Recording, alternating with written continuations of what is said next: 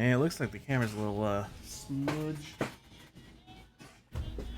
Got a t-shirt here. Let me give you a little clean there. There you go. That's less smudged. There we go. Welcome in, everybody. How y'all doing tonight? Whoops. Where was that typing? I don't know. It needs to go here. I also need to do this before I forget to do it.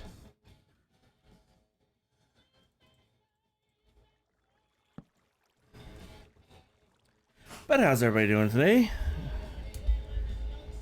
It's been a day. But, we're here. But, yeah, we're just gonna pick up where we left off Friday. Just, kind of mixing and matching our saplings here just to kind of give them a blend. Get some up here on the hillside as well. One there, perhaps. And here comes a creeper, because of course. Because of course. I'm tired of this crap, dude. The same thing happened 3 times Friday. And now we're back at it with this crap.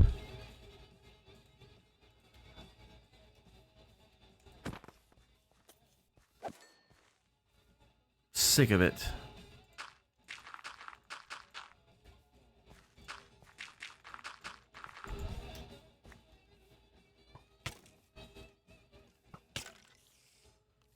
Why are you not dead, bro? It's sunny.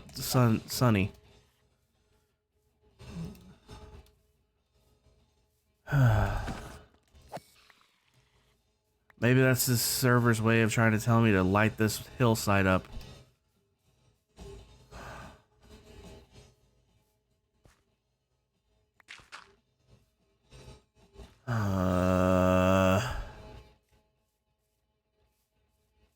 That looks like crap.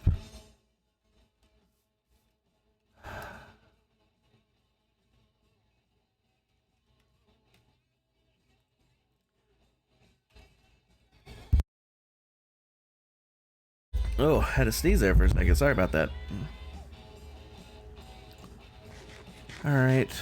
Well, let's go grab some dirt.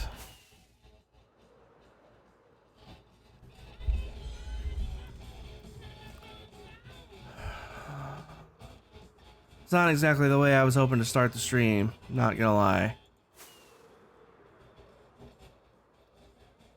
Oh, for the love of God, I just told you I'm streaming.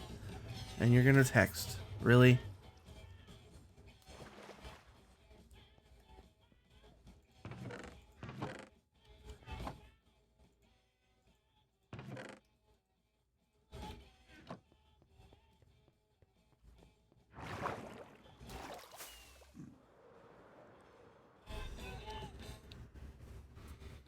My glasses have been driving me nuts here lately.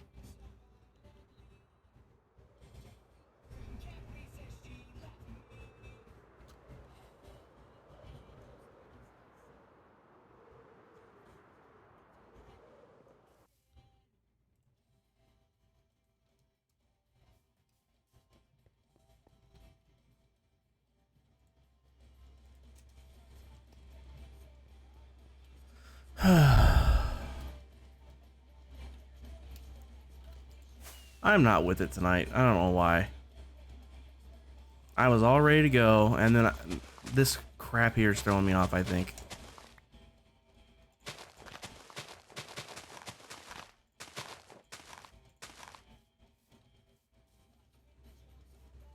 I think that's it. Yeah, it looks alright. Maybe there's, those two as well. And then maybe here. How's that look? That's good enough. That's good enough. Alright, let's get back at it. I officially have lost the mood to do this because of that nonsense. So, that just means I need to do it even quicker so I can be done with it.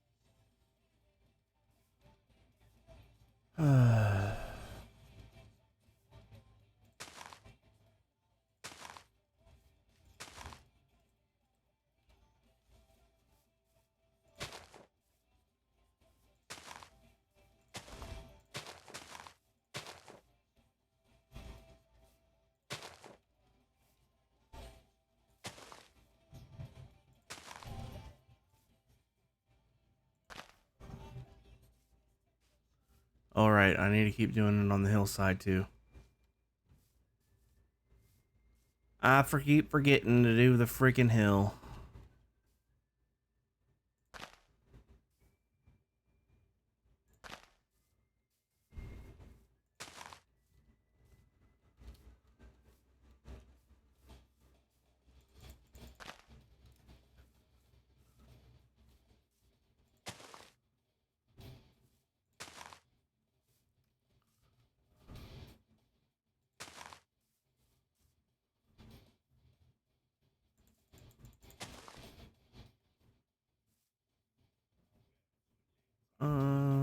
One more there probably.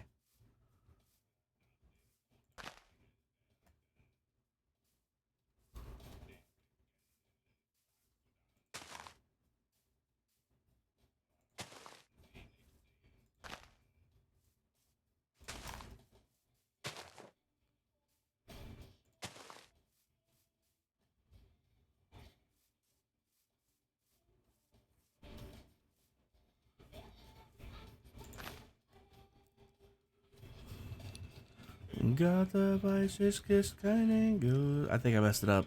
I messed it up. Yep.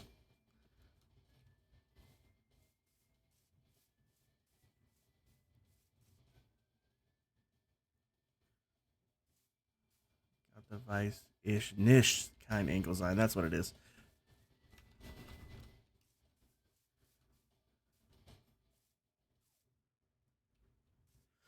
Hub.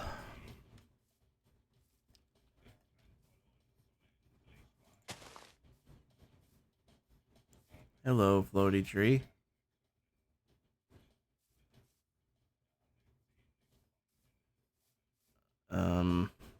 Okay. Well, I don't have any wood, so I'll just do this.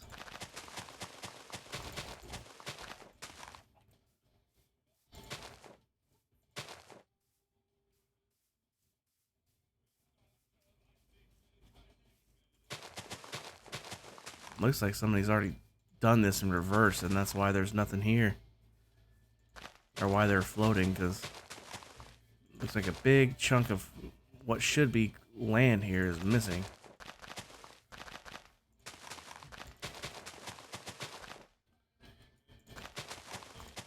Watch me not have enough of this.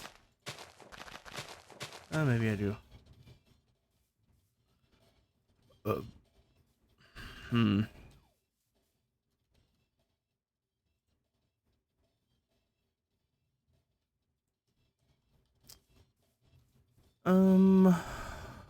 I think that'll work.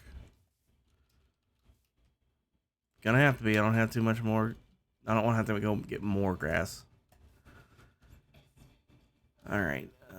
Use some birch in here. Honestly.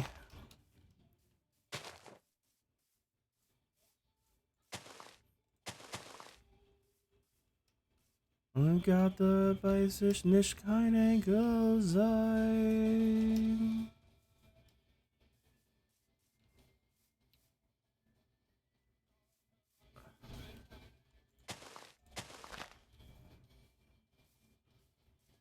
Ba-da-ba-da-ba-dum.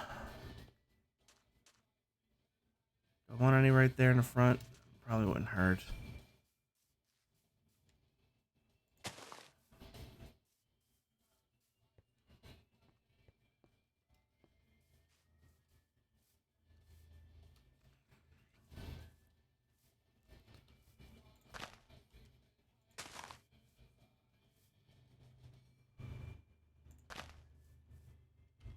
Exposed stone, that won't do.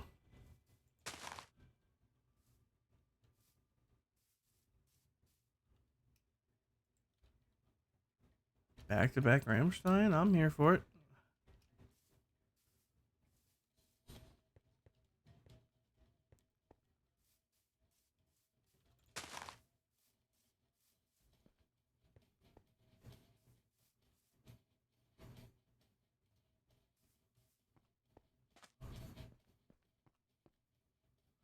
So I had an idea, guys. I was looking at the map here, and I was thinking, because I definitely want to have an area when 120 comes out. I definitely want to have an area for cherry trees. Ooh, Jen's been over here. This is new. This is new. Pathways looking a little thicker, a little more done. Oh, not the yawning. This side still has ways to go. This one's looking more substantial. I would kind of like this one to come around and connect in, though. That would be handy. Or at least have another offshoot over here that comes over to the middle. That's a big area in the middle that I don't have any walking paths. Pix, welcome in. How you doing tonight, Pix?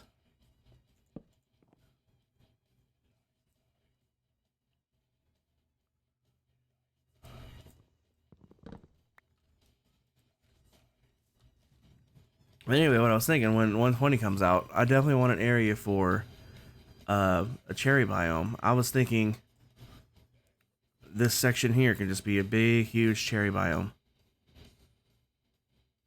Like, just kind of blend these trees off. And then here, where it's just like a plains with some oak trees on it, like the jungle picks up over here, right at the corner, basically. So we can kind of have a cherry biome here. That's what I'm thinking. But I have to wait for 120 to do all that. So far, so good. That's good. Triple L, welcome in. Pronoun check tonight, friend. How you doing tonight? One of your solo worlds just got killed by a witch. Bummer. Friday when I was working on this, I had 3 creeper explosions. I didn't die, but it blew big holes in the terrain. And almost instantly in stream tonight, I had one blow up and blow a huge hole over here. Driving me nuts. Pokemon. I'm gonna move this on this screen because that one keeps minimizing on me. Lead today? Okay. Just woke up from a nap and now you're feeling blah. Oh, I'm sorry you're not feeling that good. Today's been a blah day for us. I didn't get much sleep, and the sleep I did get wasn't that great. And Sarah didn't have a very good day at work. She had her debit card stolen out of her purse. Someone figured out how to break into the employee area and stole a bunch of stuff from different people. So that's always fun, having things stolen from you, especially when it's your debit card, of all things.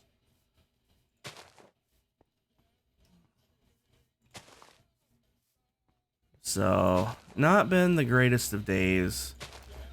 I was all in a good mood, ready to start streaming, and as the first thing, I get almost blown up by a creeper and had a huge hole blown in the ground. Instantly killed my mood. I almost just said screw it and ended the stream right then and there, but I'm like, no, this needs done. I'm gonna do it. So that's what I'm doing. But yeah, I did just have that idea. Because when 120 drops, I definitely want cherry biome over here. So I'm thinking right here where it's just a regular plain. This is plains, isn't it? I don't want to sound like an idiot. Oh, a sparse jungle, excuse me. But I guess those are jungle trees, aren't they? I thought those were oak.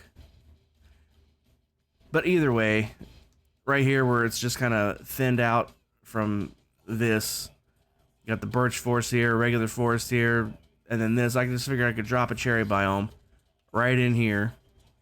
At least this section right here. And then maybe a little into this section here and just kind of blend in the jungle with the cherry.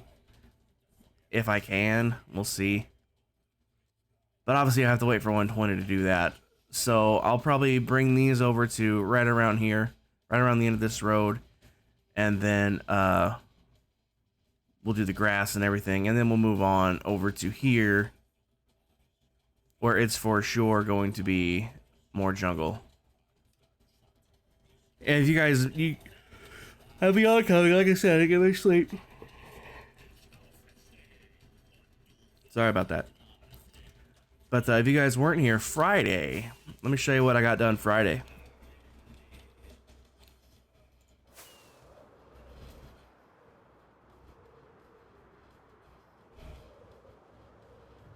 You can already see some of it right here. I haven't got the grass grown in this area here yet, though. I just got the trees and mushrooms planted. I was going to do this whole row at once with the grass. But let me show you what it's going to look like when it's done, because the other side of this river is all done. You can already see it over there and over here. But yeah, if you guys remember what this looked like, the whole edge around the whole city, this whole edge here looked just like these edges here. Just completely bare and empty. But now they've got trees and grass and flowers. I'm actually quite pleased with how this came out. That looks really nice. Got it blended into the natural stuff that was up on the hill. It came out really nice.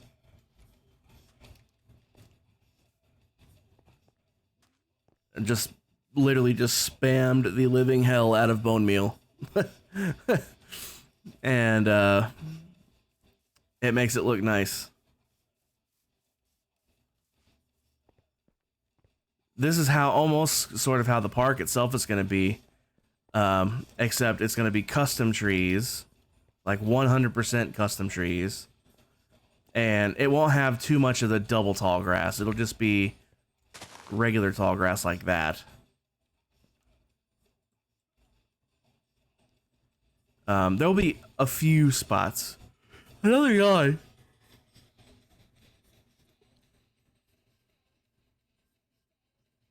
Sorry. These yawns are driving me nuts. But it'll be mostly single tall grass and flower. I'll be bringing in other types of flowers than just the poppies and dandelions as well. But as far as the grass goes, it'll be mostly regular tall grass with a few spots with the double tall. But over here where it's just like wilderness, basically, I let it be as tall as it needed to be. But, I mean, it came out really good. Just default trees. Just to kind of make it blend in with whatever's on the other side of the river, basically. Like, just a big birch biome right here, for example. And then down here, the dark forest.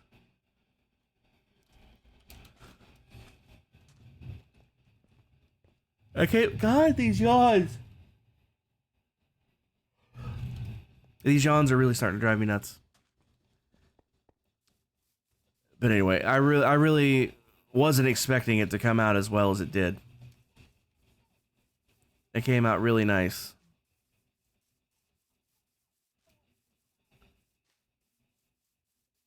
It's obviously a little more spammy with the grass than it is over there, but I kind of think of it like it's like the city, you know how cities are when they're mowing along the highways, for example, they'll only do it like once every few months or something. So the grass gets crazy tall because the grass actually grows more when you cut it. It's just like hair. Hair actually grows more if you trim off the ends. It's like the trimming of it signals it to grow more. Where, like, if you go to a place that's never been mown ever, sure, the grass is tall, but it's not as tall as it is, like, where it gets mown semi-regularly and then stops being mown. So I'm looking at it like the city just needs to come and mow the grass. That's why it's a little thick compared to, you know, a patch here and there in the default stuff. But the main purpose of it, these yawns, I swear to God, I'm so sorry.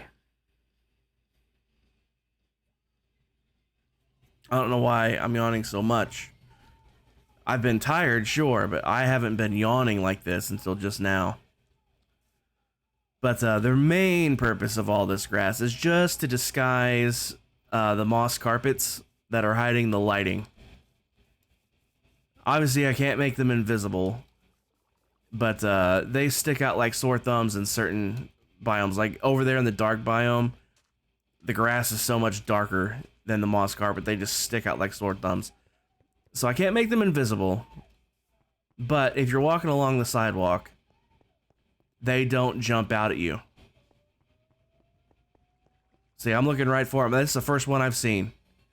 That's the first one I've seen right there. And if I wanted to hide that for real, just a little splash of bone meal here. And now, walking along the same area, barely saw it at all that time. Here's another spot. A little more bone meal.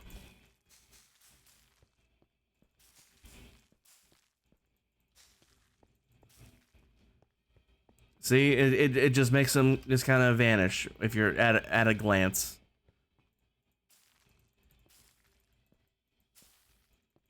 And that's the whole idea about it. Just to disguise those. But I mean, honestly, I think I like how it looks. It actually came out really nice.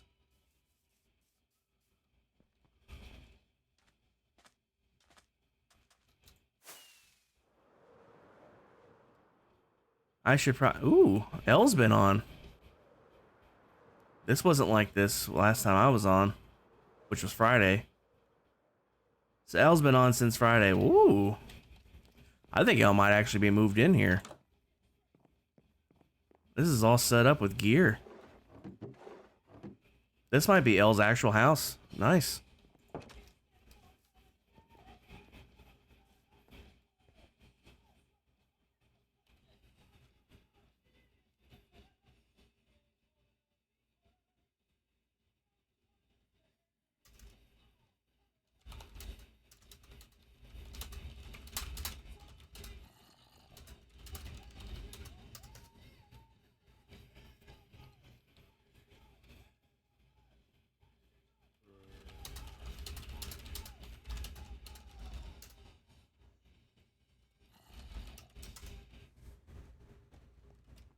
Let me sleep.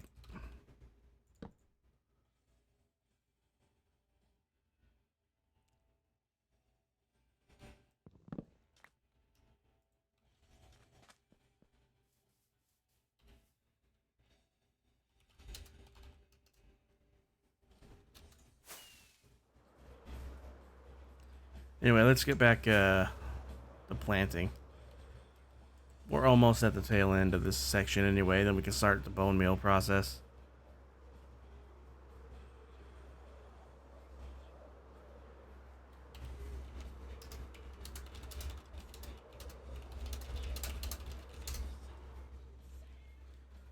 He was on earlier on the weekend for a few, but the internet was like, nope, no more. Bummer. I'm sorry, Lee. Yeah, sometimes my internet doesn't want me to be on this server either.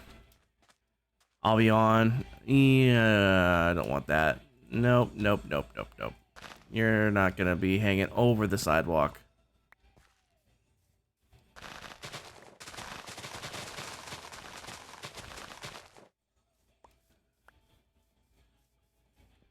But yeah, my internet, every little bit it'll want to be a jerk and not want me to be on here, and my ping will be like 7,000 or some nonsense like that.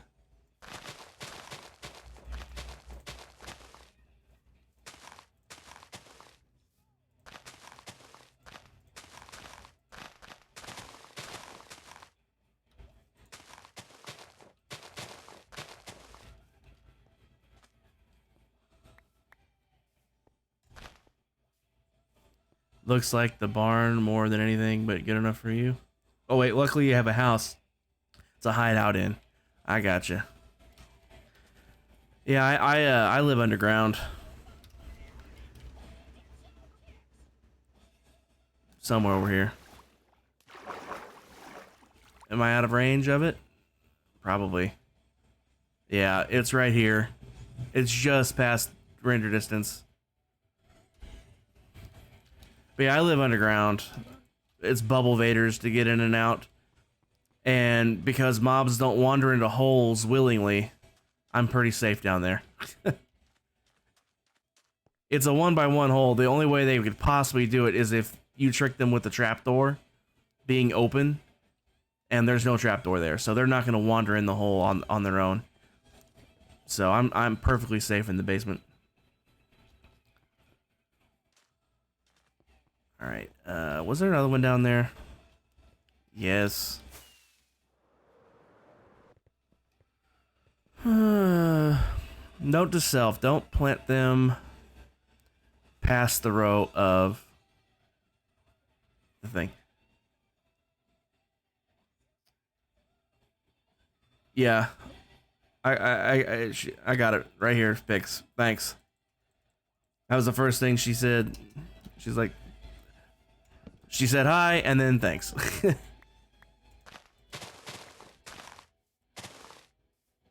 I don't even remember who all I gave one to. I think I just grabbed the list of all the new people and bought everybody one. I hope I didn't miss anybody. That would suck. I don't want to miss anybody. Yeah, oak trees can't be planted past the carpets. Good to know.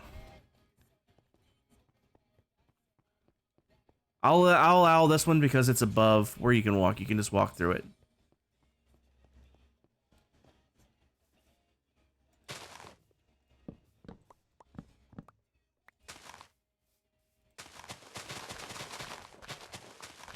Boy, this is a jam from back in the day.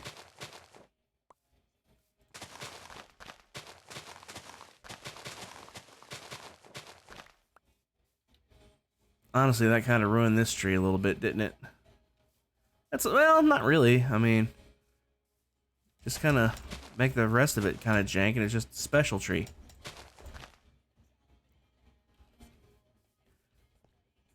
No, I'm not saying you missed one. I'm hoping I didn't forget anyone to even buy one for. That's what I'm hoping.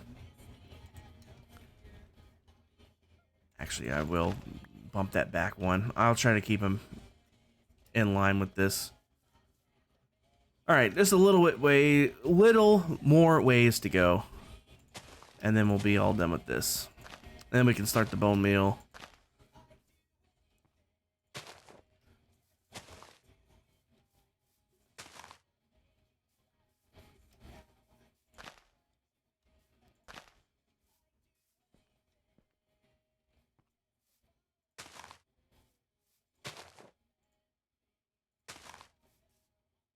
All right, I think this is where I'll end these, because this is, I think, where I'll do the cherry biome when 120 drops.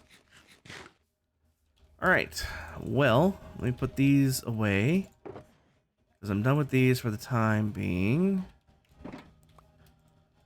I will need all the bone meal, though. All the bone meal, I said. There we go. We are going to force these to grow. And I'm not even worried about that, because that's coming next anyway.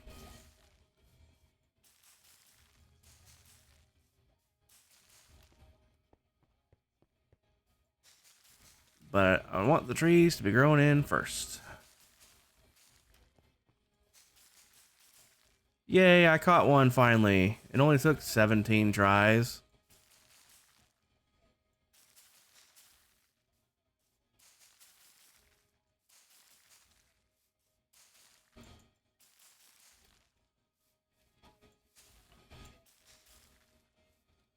Back to the playing Sims. Okay, Pix. Thanks for swinging in. Appreciate you. Have fun with the Sims. Hope you, I mean, I guess you build stuff or decorate stuff or do outfits or whatever. I don't know. I don't watch The Sims that much, so I don't know much about it. I've seen it. That's all I've seen. I've seen people like decorate and do like outfits and stuff.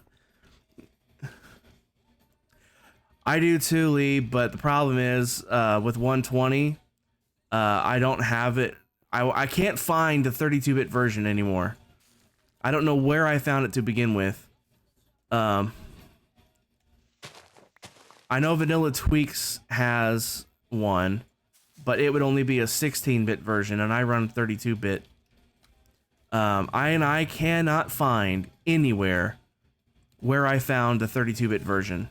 I have no clue where it came from. I think it was probably an add-on to Faithful 32. But then they removed it, I think, because I know they had a lot of a lot of their add-ons go missing because one of the admins got into an argument with the rest of the guys and took down a bunch of stuff. So that's my guess. It was part of a Faithful 32 add-on that got removed. Because I can't find it anywhere. So, unfortunately, since I can't find one for the cherry tree, and I don't want to have any of them left out, in fact, I didn't even have one for the mangrove tree either, for that matter. But because I can't find one for at least the cherry tree, since it's like an actual proper sapling and not just a stick, you know. That's pretty much what the propago looks like to me. It just looks like a green stick. But since I can't find one for the cherry tree, I don't know how many times I'm gonna say it before I actually finish my sentence. I removed it from my 120 version. I didn't want to, but I didn't have a choice. Now, I did find in the Faithful add-ons another similar-ish thing where instead of, so like this is a stage 0 sapling where it just looks like the sapling, and then this is a stage 1 sapling where it's at its first growth stage, so that's where it's too tall. Instead of a sapling, I think it uses a seed. So like an oak tree would be like an acorn, and then a spruce tree would be a pine cone, you know. So you would plant those, and then I think it would just look like a little knob on the ground where it was planted. I think. I haven't used it yet. And then when it grows to stage 1, it looks like the regular sapling, and then it grows into the tree. Again, that's just how I think it works because I haven't actually used it. It's not going to grow up right there, is it? One forward. There we go. More bone meal.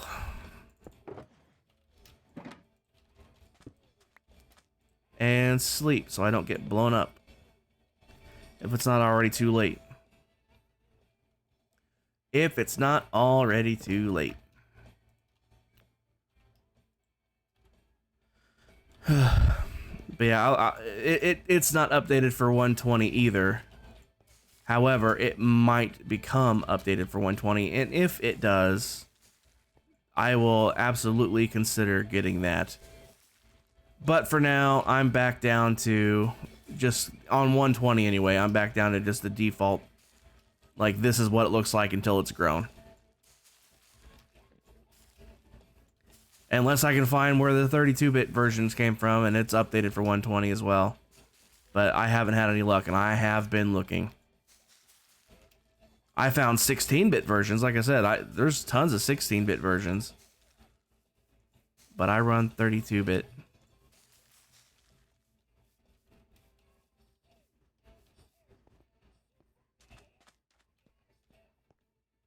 Is that all of them? Did I miss any?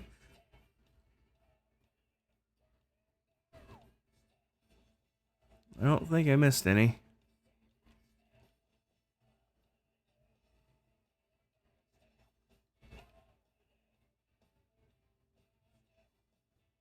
It's a little patchy right here, but that's okay.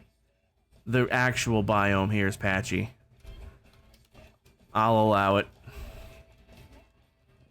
Alright, now we get to span bone meal. This is the easy part. This is the real easy part. We'll just start here in the back corner and work our way forward.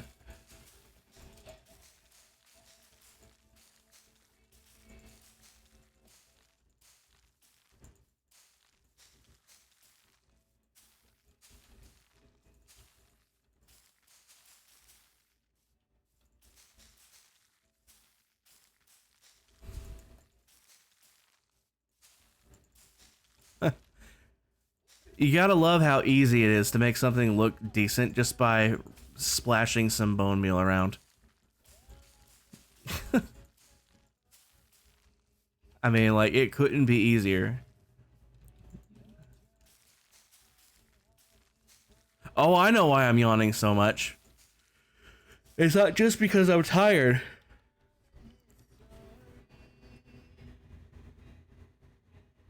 Woo! Oh, that was a big yawn. But I'm not yawning because I'm tired. Although I am tired. Like I said, I've been tired all day. I'm only just now starting to yawn. It's because it's storming here, and I love a good storm. Storms make me so sleepy. I sleep so good when it's storming.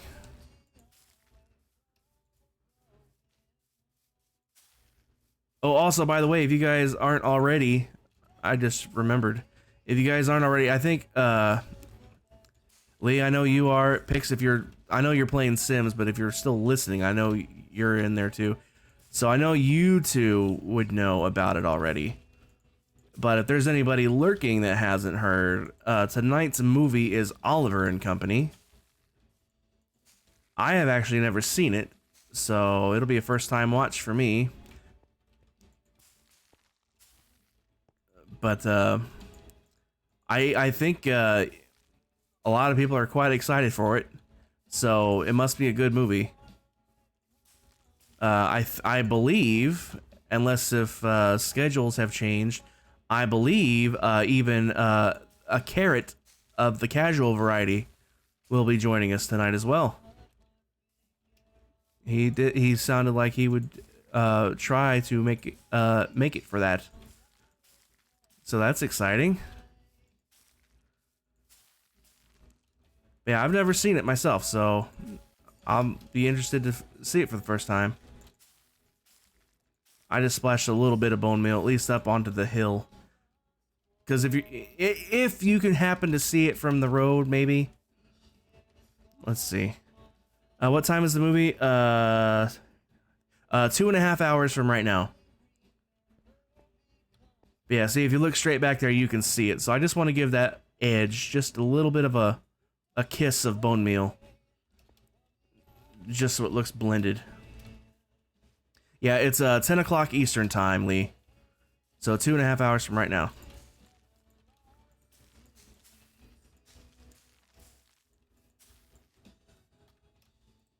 But yeah, everybody seems excited for it, so it must be a good movie.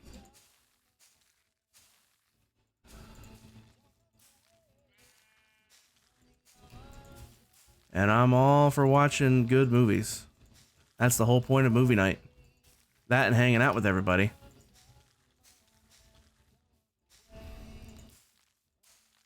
Because the whole reason I started movie night, I'm like, you know, I don't watch enough movies these days. And it's like, I like hanging out with you guys during stream. It's like, Well, I could do movie nights, and then we can just keep hanging out even after the stream, and we get to watch good movies while we're at it. So that's how it happened. And it has been much, much, much fun since I started it.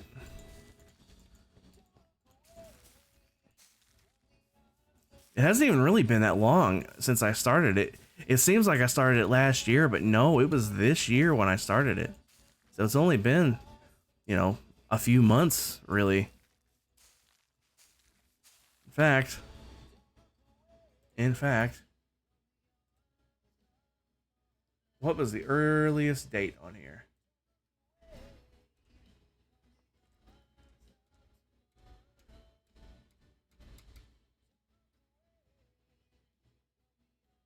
Literally started January. January 11th is when I first started this.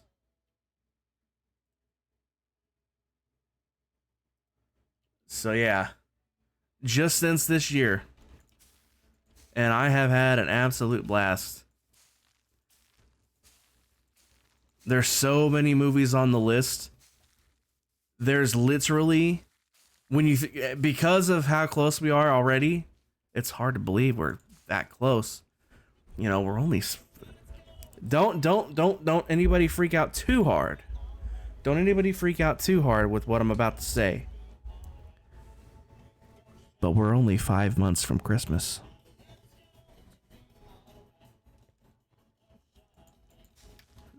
Don't nobody freak out about that. However, because we're that close to Christmas, with how long the list currently is, the list as it stands right now, watching 2 movies per week like we do, the list as it's sitting is almost 8 months. It's like 7.5 months. When you throw in the break from the current list that we'll be taking for Christmas, Christmas, the month of December, that's gonna be a month. We're talking nightly movies every single night. Maybe not Saturdays and Sundays, but during the week. Anyway. Nightly movies, possibly even double features. Because there are just too many good Christmas movies to only watch 2 a week. And for 4 weeks. So that's what 8 what was that, 8 movies? There's way more than 8 good Christmas movies. I mean, Home Alone 1 and 2 alone literally is 1 whole week if we only watch 2 a week. You'll take Halloween over Christmas? I know several people that are like that.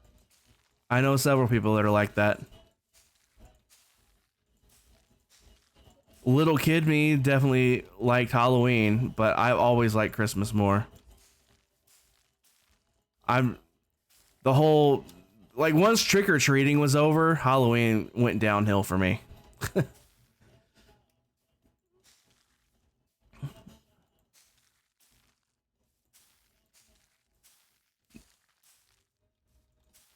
But, Pokemon. But yeah, there's just way too many good Christmas movies to only watch 2 a week. Because you're not there. There's just no way. You can't narrow it down to just 8.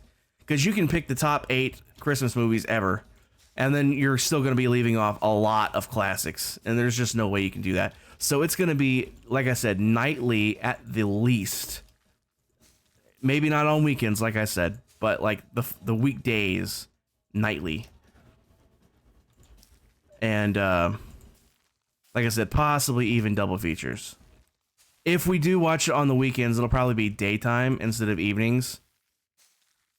Because I know on weekends we all watch Griffin. So can't pull you guys away from Griffin. So it would have to be in the daytime before Griffin even starts. But you go walking around scaring kids, I'm just not that into that either. I'm not into the whole haunted house thing. It's just all, it's so hokey to me. It's like, because my brain intrinsically knows. That's why I don't like horror movies. It's not that they're scary to me. Then that's the problem. They're not scary to me. It's like, how is it horror if I'm not horrified? You know? That's just how my brain works. It's like, my brain just knows, like, this is just a movie, man. Nothing about it's real. Even if it's based off a true story, it doesn't matter. It's not happening to me. I'm not there. You know, nothing about it is scary to me. Like, jump scares aside, I mean, if you're relying entirely on jump scares for your scariest moments, you're failing. Because I don't consider being jump scared as being truly scared. Being startled is not the same as being scared. A loud clap of thunder out of nowhere right now would make me jump, but that doesn't make me scared. That's just an involuntary, evolutionary response to sudden movements or noises.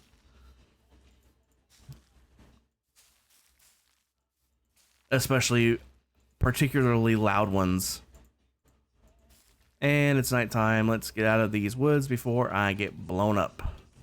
Or more to the point, before any of my stuff gets blown up.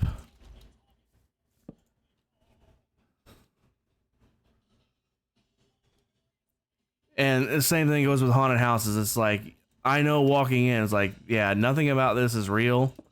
You know, I'm going to come out of here perfectly safe, no matter what I see, no matter what I hear. Nothing is going to happen to me. And now I know there's haunted houses out there where you have to sign like waivers, and they basically like assault you while you're in there.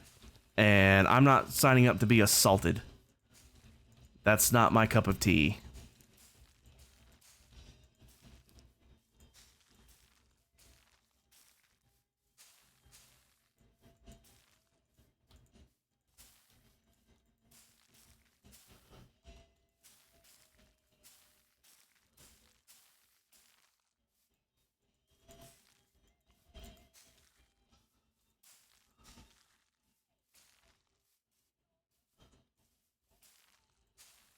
But anyway, as we get closer than just 5 months, I'll start to ask everybody for their Christmas movie lists. And we'll put together a special wheel just for Christmas.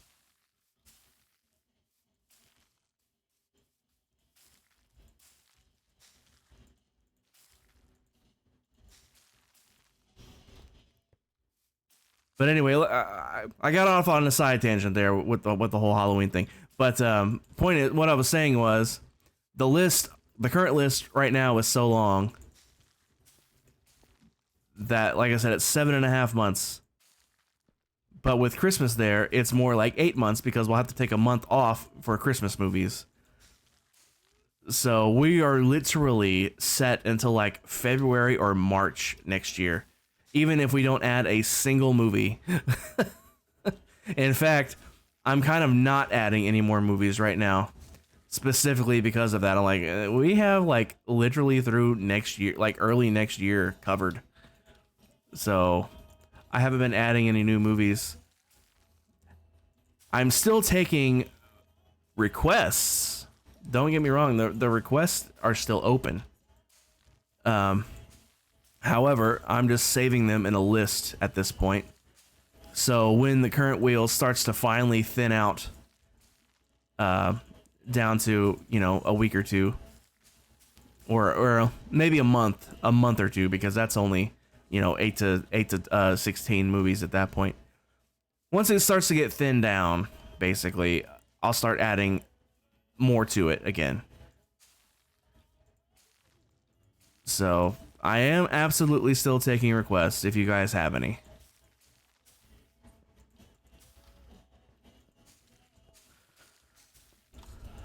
But they won't be added for probably at least Uh, well, probably at least until the start of the year, because the rest of this year is absolutely covered.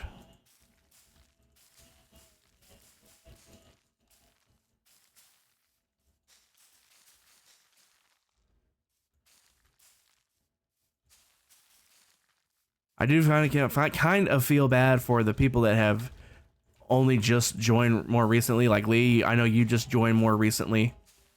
I know Carrot's just now joining, so I kind of feel bad for you guys because you're just now joining and are able to make requests, but the requests they're technically open, but when your request isn't even going to be added remotely until like the start of next year. I do feel kind of bad about that, but I mean,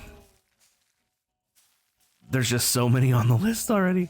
It's literally 58 movies right now.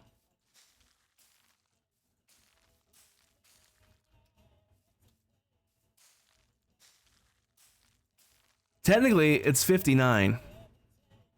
Wait, no. Never mind. Wait. Yeah, more than that, actually. Because some of the requests that have been there are a series of movies. Like Toy Story, for example. We watched Toy Story last week.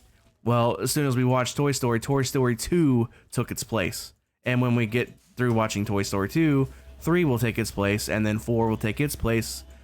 So there's 58 on the wheel, but there's more than 58 on that list, if that makes sense. Because the series, we watch anything that's in a series, we'll watch in order. So the next one won't even be added until we've watched the current one. That way you don't risk. I mean, I guess you could put them all on there and then you just say if 4 hits, for Toy Story, for example, say if I had all 4 Toy Stories on there and 4 hits, we just go, oh, well, it's just Toy Story, so we'll watch 2 instead. If that makes sense. I guess that could be a way we did it.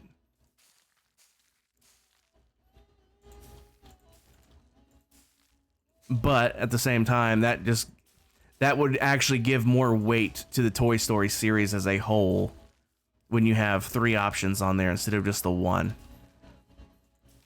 So that's probably why that's exactly why I haven't done it. Now that it makes perfect sense. It just gives more weight to it.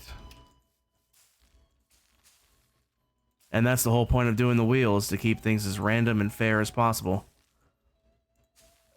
That way, there's no favoritism involved. It's a spin of the wheel. The only time favoritism is involved, if the person that requested the specific movie reaches out and because you guys know Mac, welcome in. Because you guys know I spin the wheel right after we watch the movie, so we know in advance what it's going to be. So if the person that requested the movie that gets selected can't make it, like for example, I don't remember who requested Oliver and Company, but if that person couldn't make it tonight, all they would have had to do is let me know, like as soon as possible, and I would have just respun the wheel. Because whoever requested it needs to be there, otherwise what's the point? And I made that my policy after Stitch missed Beauty and the Beast a few weeks ago. I felt really bad that she missed Beauty and the Beast. So that's when I was like, you know what? From now on, if whoever requested can't make it, we're just going to respin. And I already had to do that because I think the original movie that was going to happen Friday was going to be Napoleon Dynamite, but Sarah couldn't make it Friday. So I respun. Which sucked because I really kind of want to watch Napoleon Dynamite. But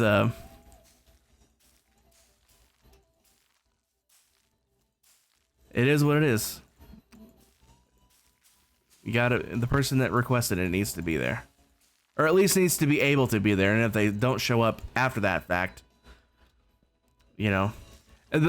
And again, they have to let me know too. It's like if they don't say anything and then it turns out, oh, I couldn't make it after all. I'm like, well, sorry, you needed to let me know. Otherwise, I can't respin. I can't read minds. Be cool if I could, but I can't.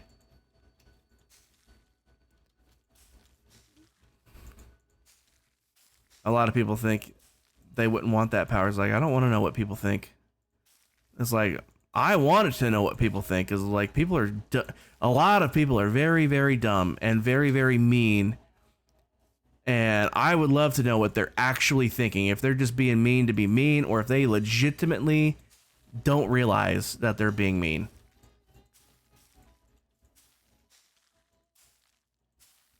And specifically, with a really good use case would be like with politicians. It's like, do they really believe the nonsense that comes out of their mouths, or are they actually being truthful? That would make voting for everybody much easier. You just read their minds and like, oh yeah, this dude's full of shit. You know, don't vote for this guy. This guy actually means everything he's saying. You know?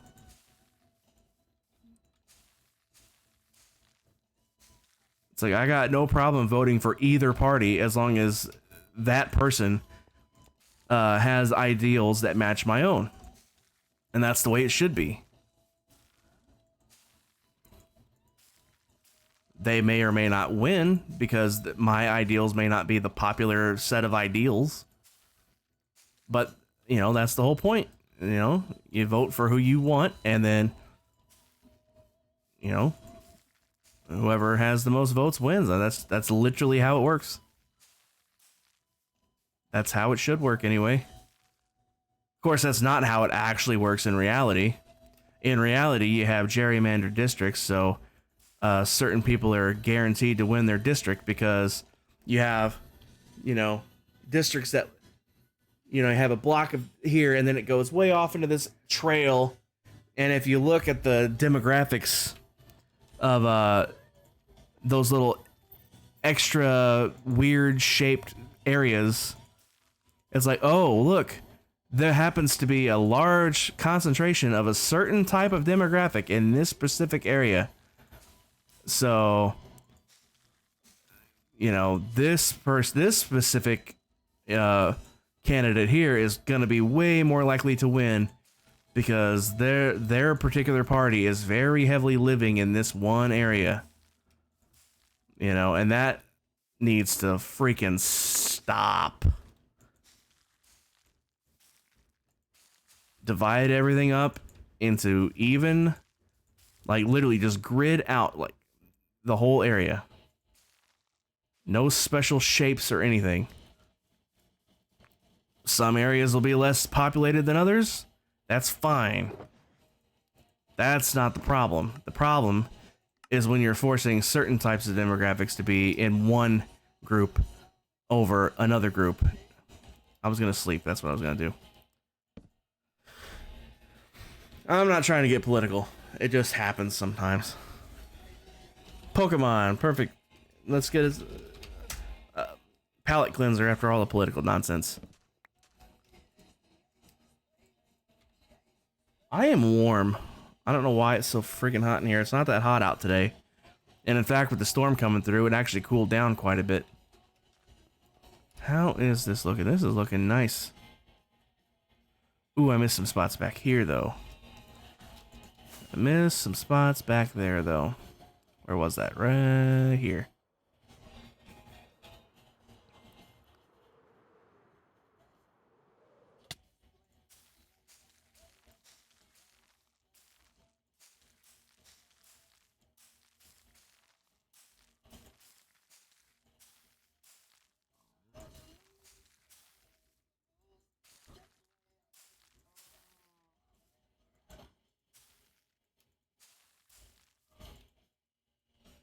How's that? A little patch on the other side of this tree.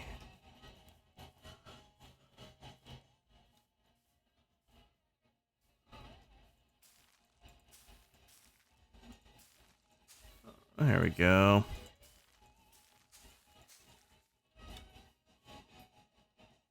That should be good.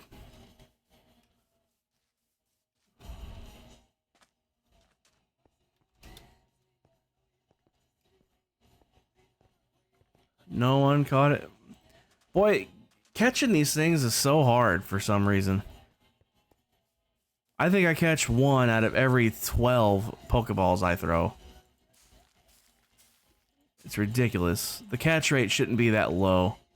I don't think, anyway.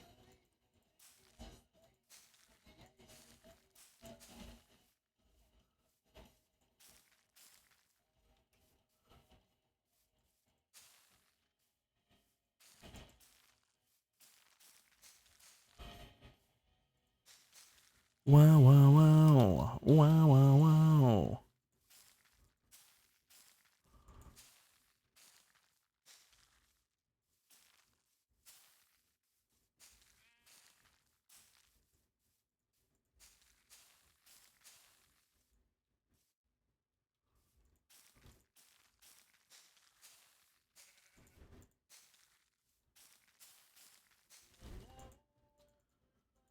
Oh boy. You miss so much, and then it's like, oh, how did I miss all that? And then you go and do it, and it's like, really? Seriously, how did I miss all of that? Like, look at all this stuff I missed up here. Good grief.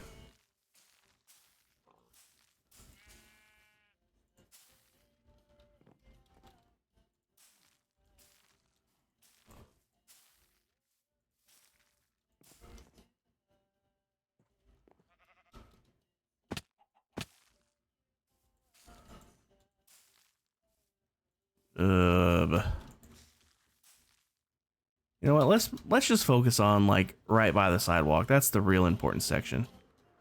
We can come back and do the rest of that later. So you can't even see that section I was just doing anyway. Oh my god, we're not even halfway done. We're not even halfway done.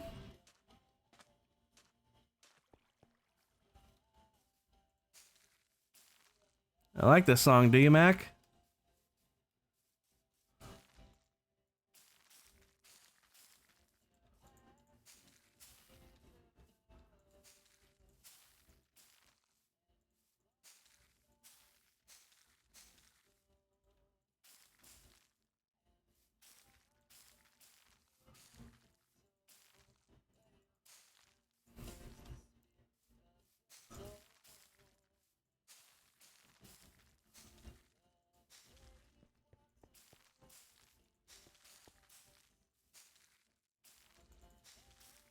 Okay, this section here definitely needs to be hit because you can absolutely see it from the street.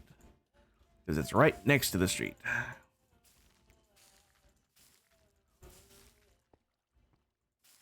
By the way, ads, guys. 5 seconds.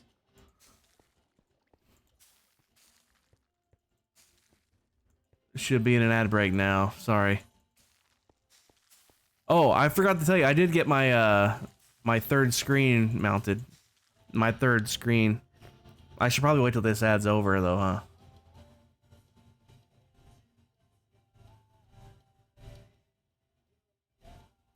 But yeah, I had my old TV.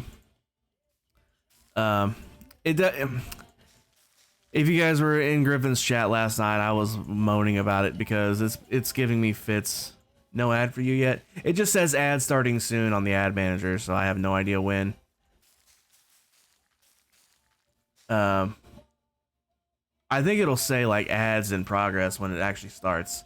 It just says ads starting soon. But anyway, I did get it mounted finally. Okay, now it says ad in progress.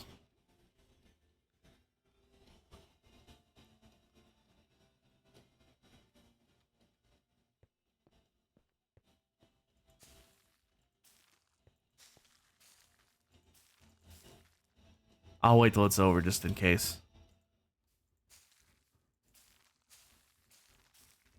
I'd rather not have to say it twice.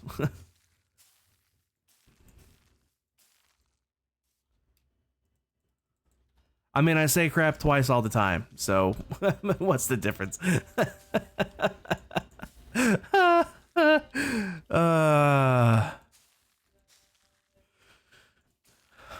difference is I know what's coming this time, and it doesn't just happen naturally. That's the difference. You probably can't even see this from the street.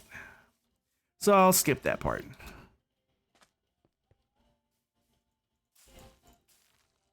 "25 seconds.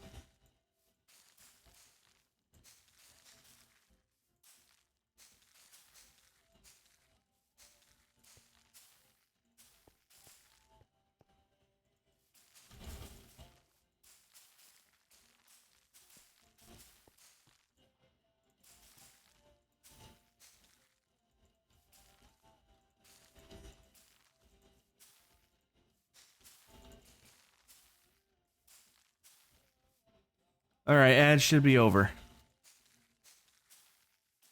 According to the thing, anyway. I'll wait till Pick says that they're back first, though.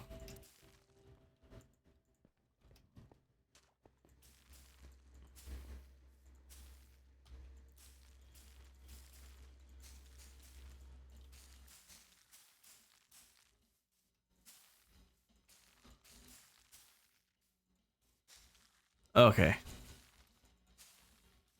But yeah, I was gonna do it Friday, but I got everything ready, and then my drill battery was dead. I'm like, well, crap. So I had to wait for it to charge. So I put it on the charge, and then I hopped on and streamed, and I then ended up streaming like the entire rest of the day, except when I had to pick up Sarah from work and make dinner. Like I started streaming at like 11:30 in the morning, and it went till like almost 4 o'clock. And then I started streaming again at 6:30. So I was only away for 2 hours from streaming. So I ended up getting it done Friday. Sorry about these yawns. They're starting to come back on me again. And then Saturday, I got distracted making textures for a mod that ended up taking 5 hours, and it's not even done yet. I ran into an issue. Basically what it does, it's called the bedspreads mod. What it does, it allows you to take a banner and use it like the blankets on your bed. So your bed is decorated with a banner pattern. And I'm like, well, that's cool. I want my banner pattern on my bed. But the default textures looks like crap. At least with my particular banner logo. So I was like, well, it's probably just because it's 16-bit textures, and sure enough it was. But it wasn't just 16-bit textures. The developer of that mod made custom textures. He wasn't just using the default banner patterns. He was using similar ones, but like they were customized.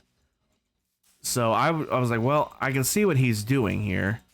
So what I did, I took my 32-bit versions of the banner patterns, and I'm like, I can split these around and make these work. And they were working fine. It took some trial and error with them all to get them lined up right, but it was working. Until I got to the very last one, which is the indented border. You know, it's the curly Q all the way around the perimeter. And the top half was not working right. And I think the only way I can fix it is if I move the entire pattern down some.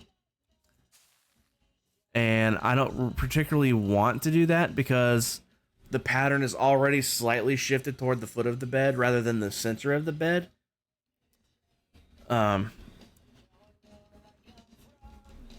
So I didn't want to shift it any lower than that, really, but I might end up having to, because that's the only way I can think to center it back up like it needs to be, or to get the pattern to line up with the top half of that pattern to line up the way it should be.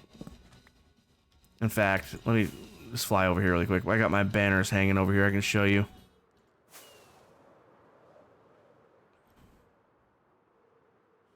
All right, so everything from here down was fine, but these two little black pokey winglet looking things, these were not there.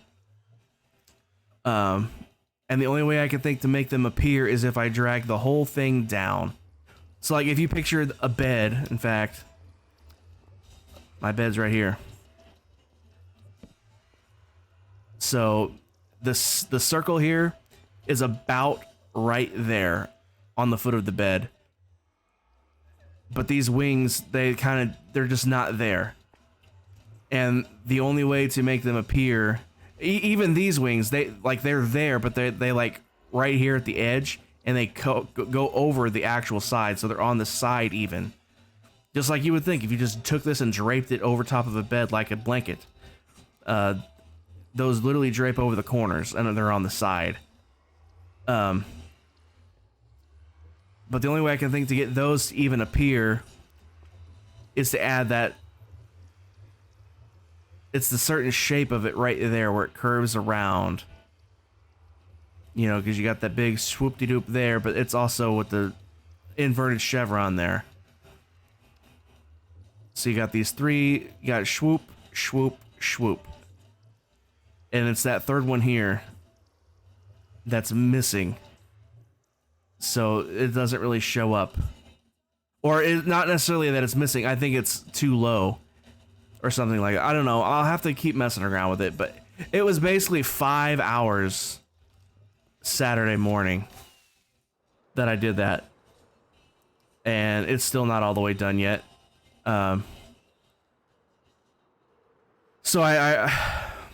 it just felt like a waste of time because it wasn't working. But it's only a waste of time if I give up and don't finish it. So I will eventually work on it more. But anyway, that ate up most of my day Saturday.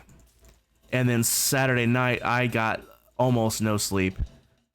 I don't know what it was. I just had a really bad night's sleep. The dog being with me for the first time in a while, because Sarah's had him for like a week and a half. Or at least a week, because she was on vacation, so he stayed with her the whole time. So I kind of got used to sleeping alone again. So the doggy coming back in the bed made it hard for me to sleep as well. Plus, I just slept like crap on top of that. So I ended up going back to bed, and I slept all day Sunday. So I couldn't do it Sunday. Or, not during the day of Sunday. I ended up doing it as soon as I got home from picking her up from work yesterday. But, anyway, that long story coming around to finally get to the point. Yes, it's up. Yes, it's working. However, it's buggy, and it's driving me nuts. But there's nothing I can do about it.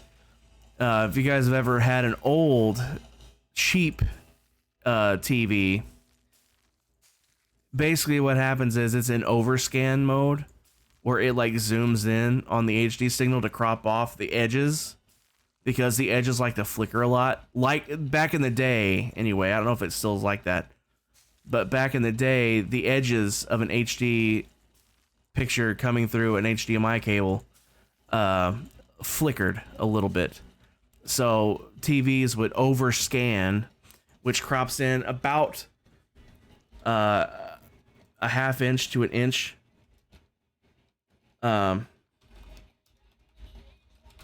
So I'll take a picture of it actually. Hold on a second. Pokecatch.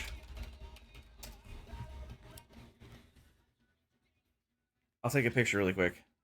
Happening live.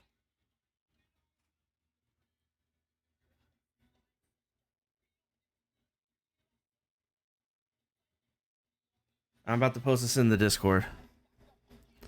If it'll let me. I took some pictures the other day that I wanted to share. And it wouldn't let me. They were too big, I guess. I don't know if you can even really see the quality on that. Let me get a better zoomed in picture here. I'll take one with the Discord app, so it should work.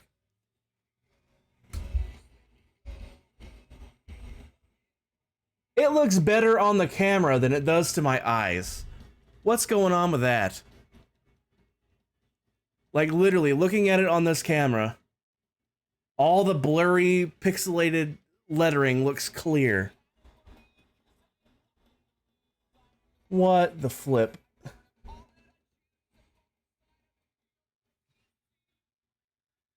No, it's still a little blurry. Still a little bit blurry. But anyway, if you look at the bottom edge on that first picture, on the very first one, look at the taskbar at the bottom edge.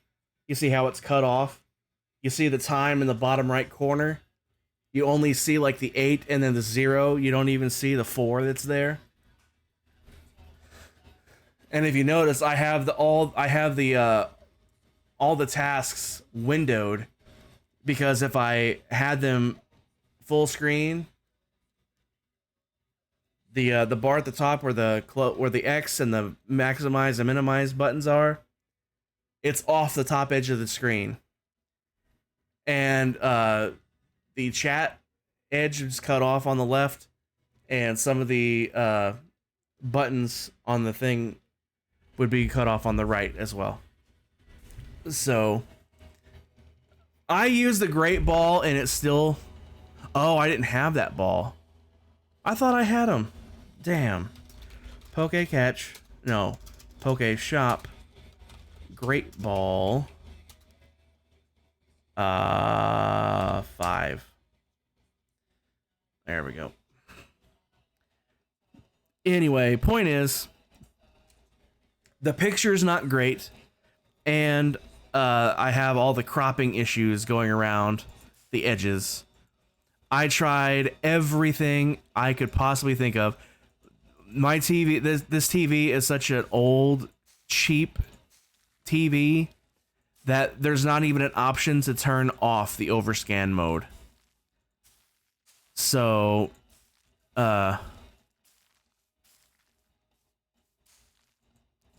like, there's nothing I can do about it. I tried adjusting the scale in the video settings, or display settings, I should say specifically.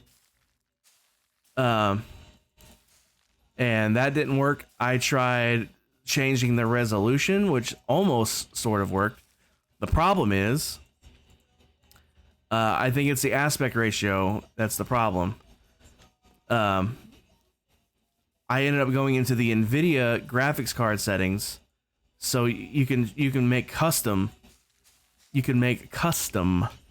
resolutions, and it would partially work.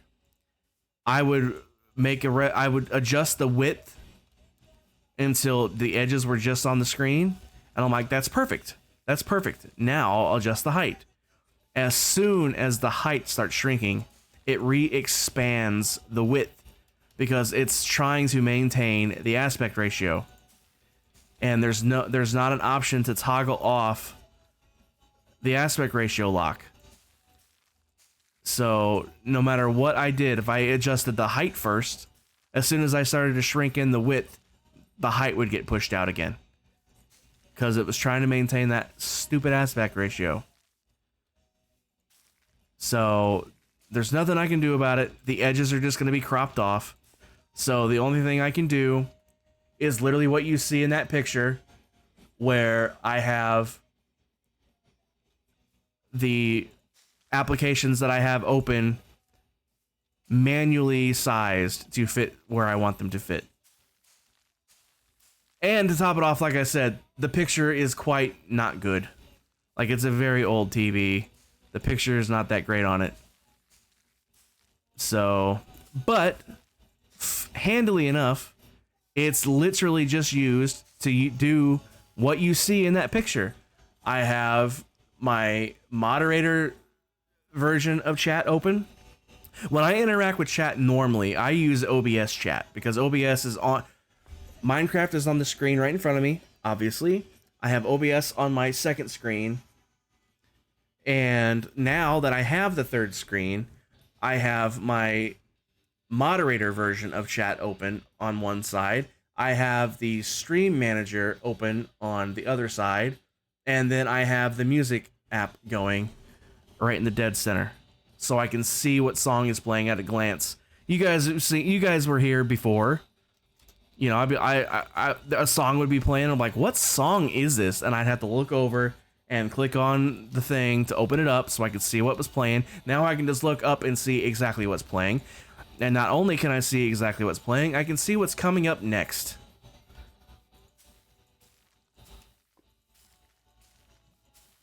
So it's doing its job. The picture's not great, but it doesn't have to be. It's not like I'm actually using it to watch anything with anymore. I watch everything on my computer monitors. You know, all my streaming services I'm using the desktop versions of. So, you know, and my computer monitors have way better picture than that thing does. I don't know how I ever used that thing before, because the picture, I don't think the picture's ever been all that great. Although, back when I was using that TV as a TV, back when all I had was my laptop, I had that TV mounted on the wall. Almost from that picture, move it over about 1.5 feet, like 18 inches to the right, and about maybe 1 foot lower, and that's where it was before. But and it's nighttime.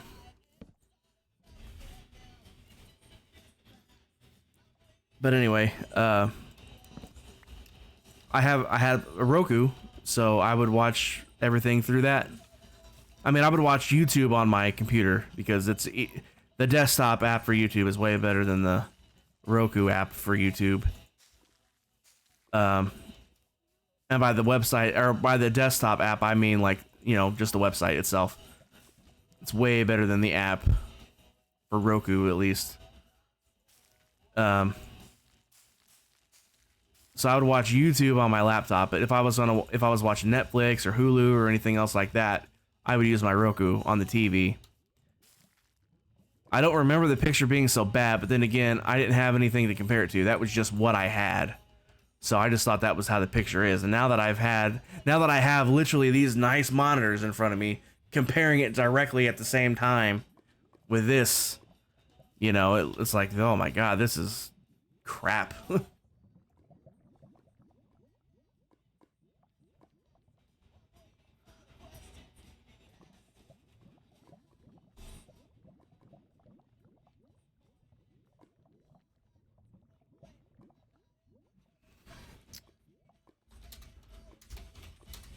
It's Tally commented that that's a lot for one screen. It's serving its purpose. Picture, if I could type, picture is crap. The edges get cut off, hence the custom sized windows to fit the screen rather than using the tiling feature of Windows. You can see the taskbar is cut off. The same happens to the sides and top.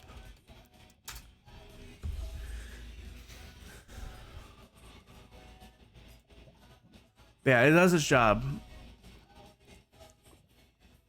See, before, like, again, in previous streams until this one, I couldn't give you guys a warning that the ads were starting because Stream Manager was always behind OBS, because I use OBS primarily to interact with chat. I only have the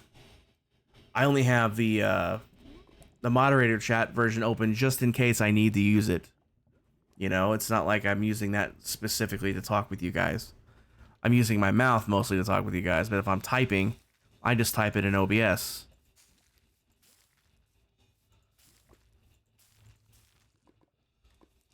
So, it's doing its job. Picture's crap, but it doesn't have to be because I'm not watching anything on it. It's just there strictly to act as an extra screen, to have more things that were already open anyway visible to me at once. That's all it's doing.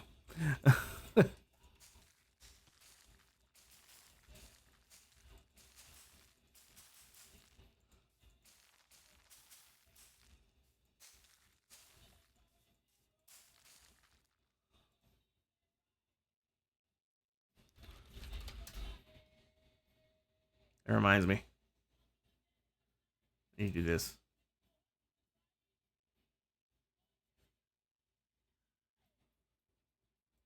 Why? What? Oh, right. Streamer mode.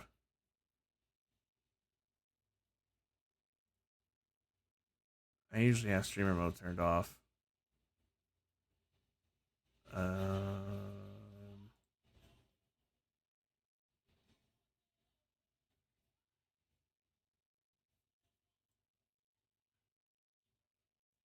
Where is streamer mode? There it is. Streamer mode on.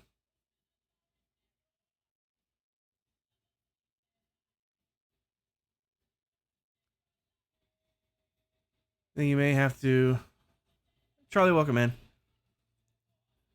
Minecraft screen smaller so you can have chat from Twitch. Pop that on your screen instead of following on your phone because it's frustrating missing chats.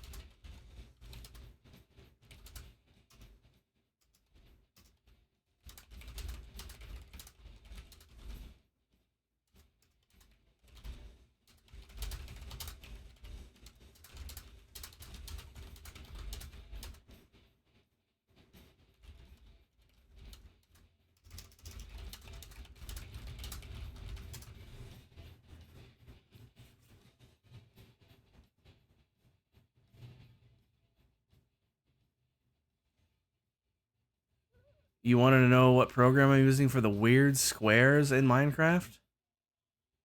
And the weird blue bubble thing?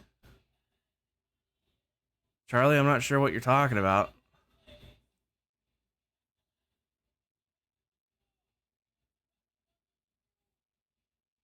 Charlie, type in my stream chat because I'm minimizing Discord again. So type it in my stream chat so I can see it better.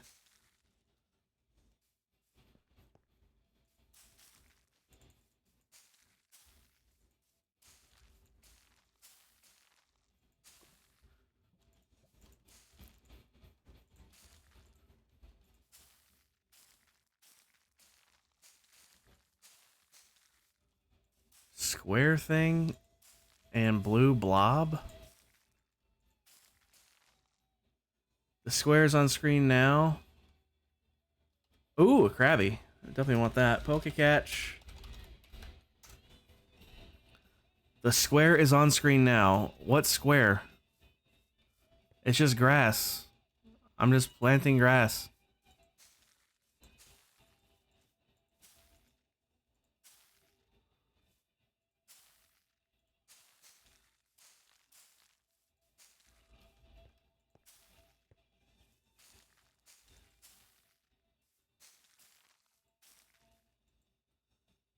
Oh, the rainbow thing. Oh, that's just the selector.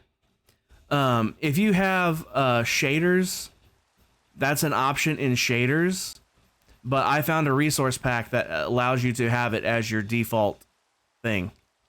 Give me a second here. I can actually show you.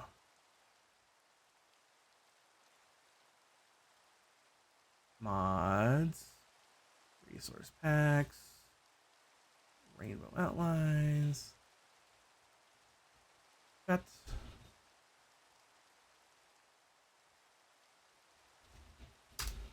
Charlie, I just posted a link in the Discord. That's the texture pack that you need to have the rainbow thing.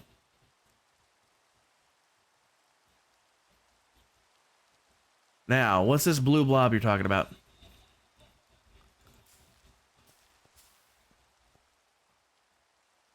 Yay, I caught Krabby.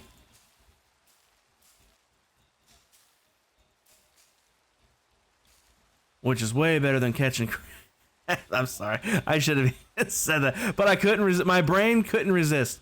I tried to stop it, but my brain was like, nope, you're saying it, dude. You're saying it. My brain was thinking it the whole time anyway. But,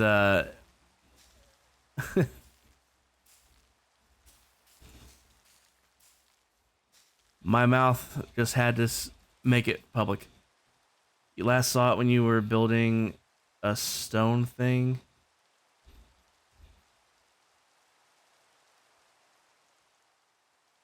Stone.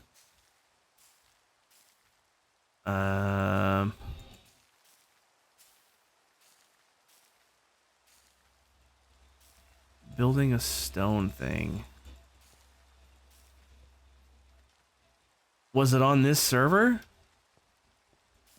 Because I don't. The only thing I built out of actual stone is the clock tower.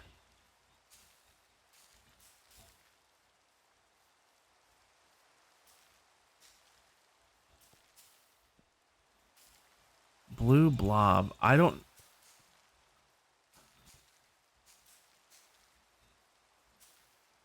Blue blob. Blue blob. I don't know what blue blob would be.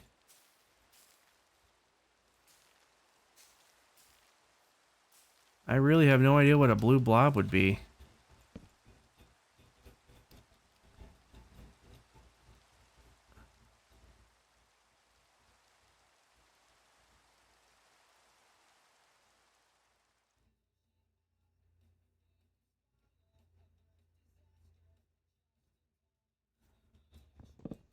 Are you sure it was me you're thinking of, Charlie? Because I don't usually build with stone.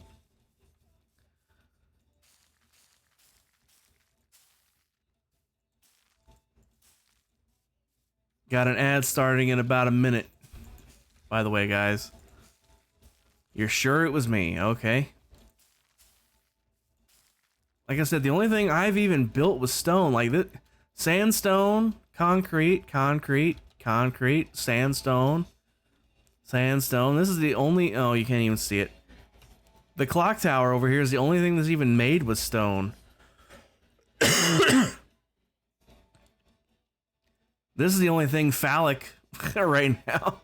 And it's only phallic because it's not done. Once it is done, it won't look like that. On the map, anyway.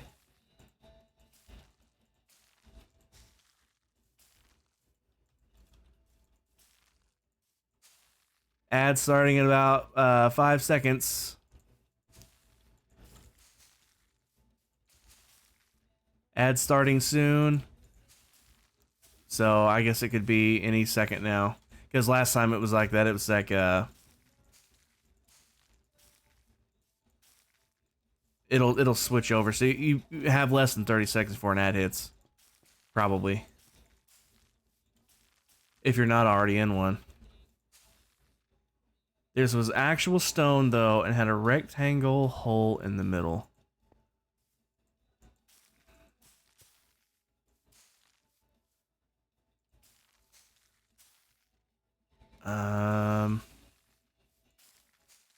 Stone with a hole in the middle.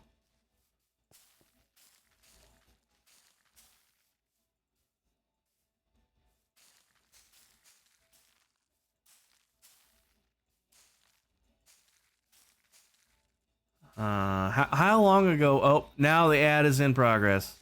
So I'll have to wait until the ad's over. I use Lightmatica to make it. Well, that'll be handy. Actually, it will be.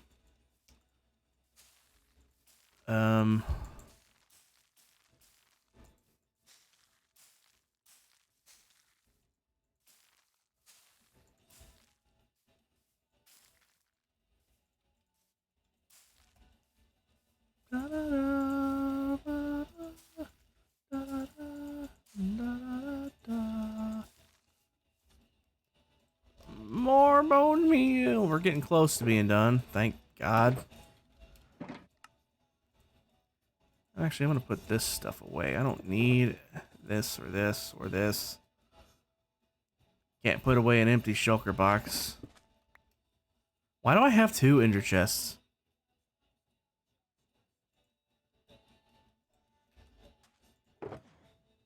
Not sure why I have 2 ender chests.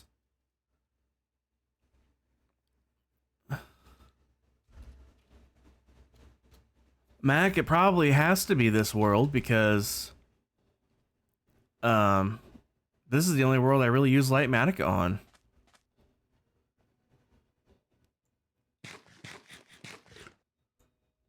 Ads done?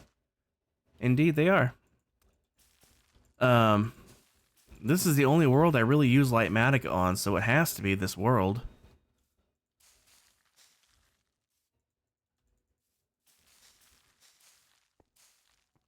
Well, if it's light matica stuff, let's look at the light matica schematics I have here. What have I built? Anderbank is the 4-tower plaza behind the big one. Artex Hollow is the gray, the dark gray building that's like 4 semicircle or 4 circles smushed together.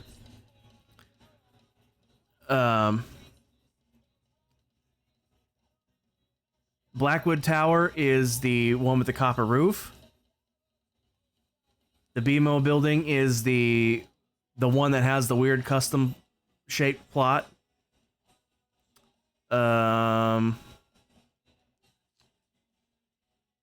CHC is the white one that I built on my own.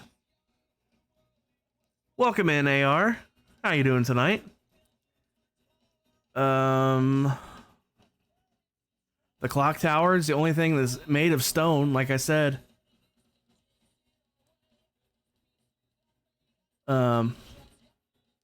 Literally the clock tower is the only one so far made of stone. The Met, that's the big one in the middle.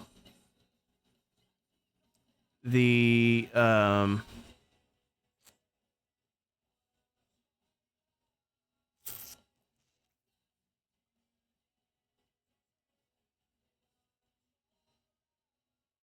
Kroner Tower is the little one that's right behind me. Oh.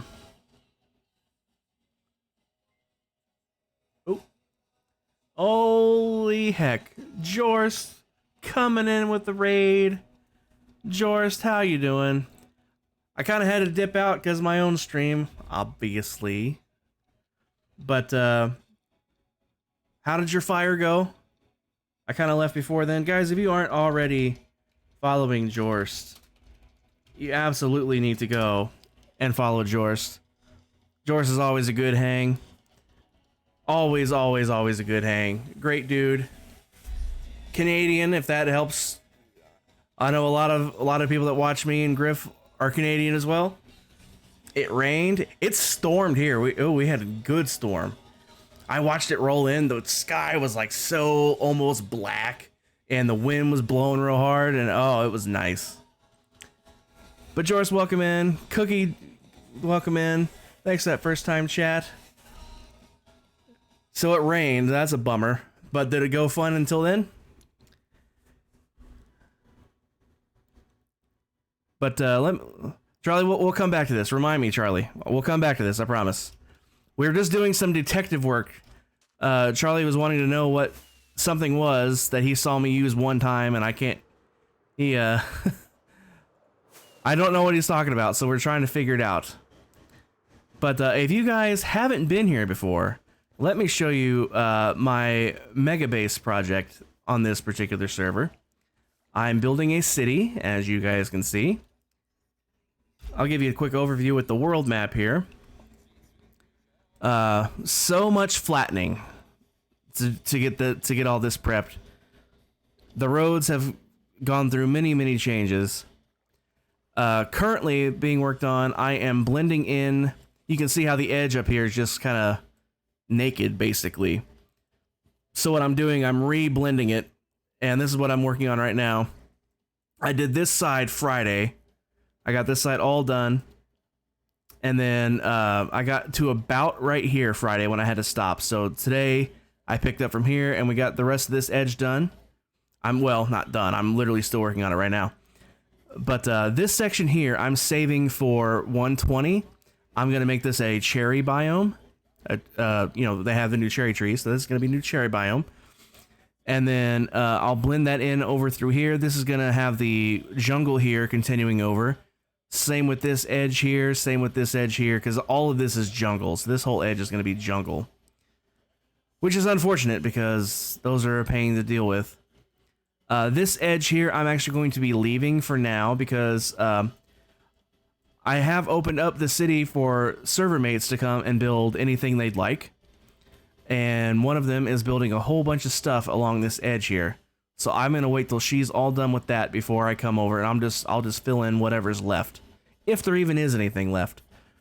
She just may very well take up this whole edge, which is perfectly fine with me. The more people coming over here to build, the better, because I've been struggling to fill in this little section here. In fact, you can still see I have 7 more plots to go. Much less the rest of this. Forgive the phallic nature of this right here. That is not my build, and it's not going to stay phallic looking like that once it's done.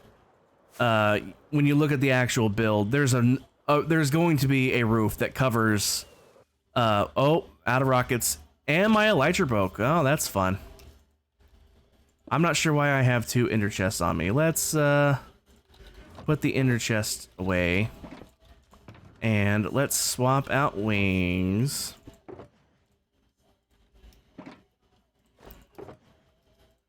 And let's get out more rockets. And let's continue our business. Seems like a full-time job. Yeah, oh, this is well over a year's worth of progress. I've been working on this since April last year. Not solidly. I took several months off just from, you know, burnout, lack of ideas, lack of inspiration, whatever you want to call it. But yeah, see, it only looks phallic because the map is weird. You got the glass dome down there, but then, like, this part here, it's going to be covered over by a roof, so you won't even see this. So you'll have to forgive the phallic nature of this building. It's under construction, and I am not the one constructing it. This is being built by Jas, fellow server member, obviously, because we're on a server. If it ain't me, it's someone else, obviously. This building here was built by RU. He said it's not done. He's waiting for 120 to come out. He's going to be putting custom biomes inside this thing. How exactly he's going to make that work, I don't know. I can't wait to see it. But another server mate is doing these pathways for me. This is going to be an enormous park. Let's just fly it. Let's just fly it. If you guys play Minecraft, you know how fast flying is. You can see the numbers there at the bottom of the screen on how fast I'm moving. But let's just fly this park. It traverses the entirety of this river for the most part. And so you can see it's not exactly small. Very, very large. Once these pathways are done, I can start the process of adding in all the custom trees. In fact, do I have... I think I have... I do. Let me show you the inspiration behind the park. I think it's still on here. Yes. Let me turn on shaders as well, because shaders really sets this thing off. You really have to see it with shaders. The shaders is what makes it. 100%, trust me. It's worth this little wait. I don't have Iris because my texture pack requires Optifine. I've tried using all the mods that replace those features of Optifine, but not all of them work. So Optifine is the only one that actually functions for sure with my texture pack. But yeah, look at this park here. This park came from another server that I'm actually admin for. So just look at this little park. This park is way, way smaller. But when you're walking through it, you know, you're just strolling through, you know, you have the nice pond in the middle. Of course, we're going to replace the pond with the river. But, you know, you're just walking through, you know, it's a nice park. It's a very nice park. Over here you have a playground. And then over here you got like a gazebo, not a gazebo, like a picnic area basically. You got picnic tables, you got a fire pit. There's going to be, in my park, there's going to be several of these. There's going to be at least one, maybe even two playgrounds. There's going to be benches around. There's going to be the little food stands. There's going to be boat rental buildings. There's going to be docks. And the most impressive thing, all these trees are custom. Now, if I didn't tell you this, you probably might not have ever noticed this. There are only 5 trees in this park. 5. This tree is the same one as this one, and this one, and that one, and that one, and that one over... No, not that one. But you get it. There's only 5 different trees in this park. And they're not even rotated to make them look different. They're all facing the same direction. I will be rotating them to give them that much more variety. But yeah, there's only 5. I'm going to be using these same exact 5 trees because they look awesome. But even though there's only 5 trees, this small park feels huge when you're in it. My park is literally 20 times this size. You take this, you flip it around, and so you have, you know, a mirror image going this way, and then multiply that by 10, and then that's how big my park is. So literally 20 times larger than this. So imagine this times 20. So that's the kind of feel I'm going to go for. And you already saw the pathways. Unlike this plain gravel pathway, which does the job, it technically does the job. However, when you compare it to what I have going on the server, whoops. Look at these pathways. Now picture this with all those custom trees and decorations and things like that. Picture that over this whole scale. That, yeah, like I said, that other park would fit right here in this corner over to about here. It comes down to about here and then diagonals over. So this is the size of that other park. So 2 of them would fit in this section here. So every 2 plots basically. So there's 2, 4, 6, 8, and then you flip it sideways, 10, 12, and then another one over here. So quite a bit. It's huge. But the pathways are currently still a work in progress. My neighbor to the north, Jen, is doing them for me. She made her pathway, and I loved her pathway. I'm like, I want that in my park.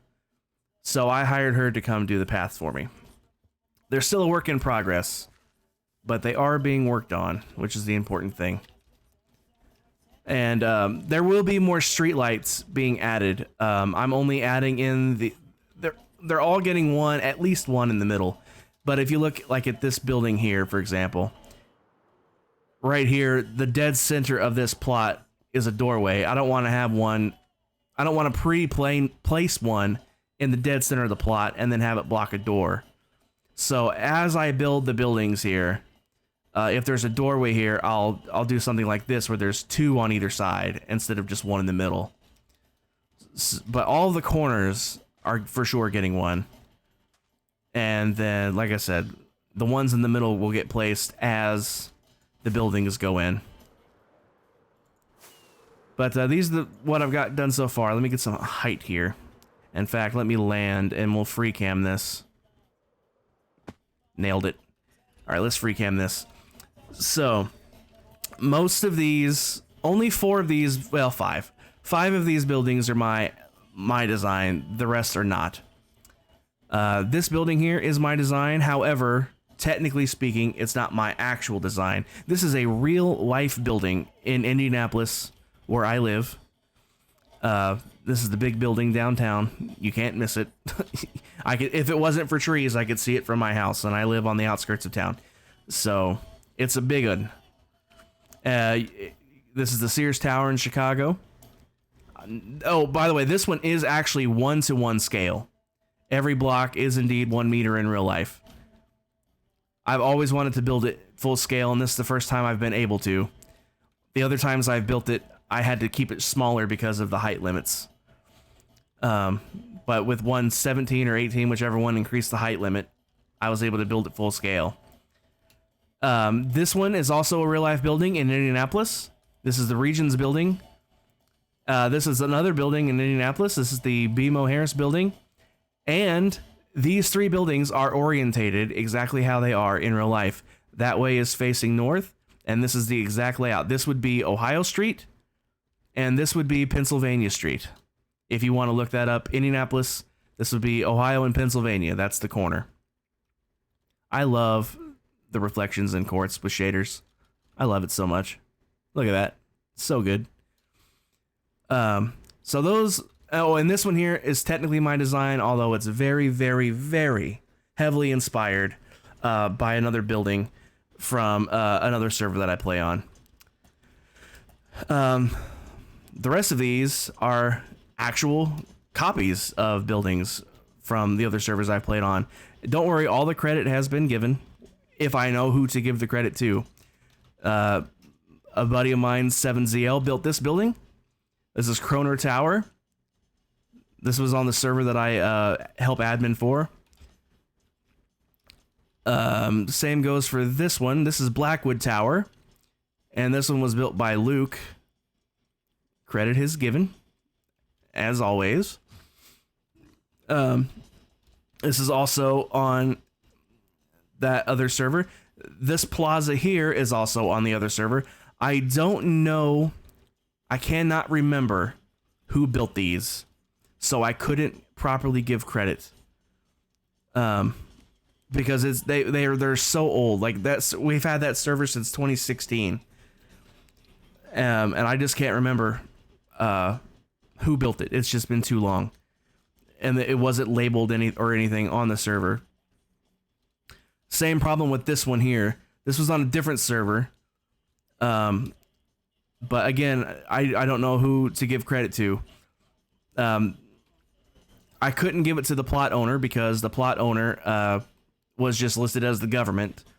So without knowing who the original owner was, even if it was a privately owned building, there's no guarantee that the owner of that plot was the one who built it, because it's an economy server and people buy and sell plots and buildings all the time. So there's no guarantee that that owner would have been the builder. So I couldn't give credit to this one either. This one is another one that's just me. It's just an art piece for the park. It's just the rainbow block tower. Nothing fancy. It's literally hollow. Just something to take up space.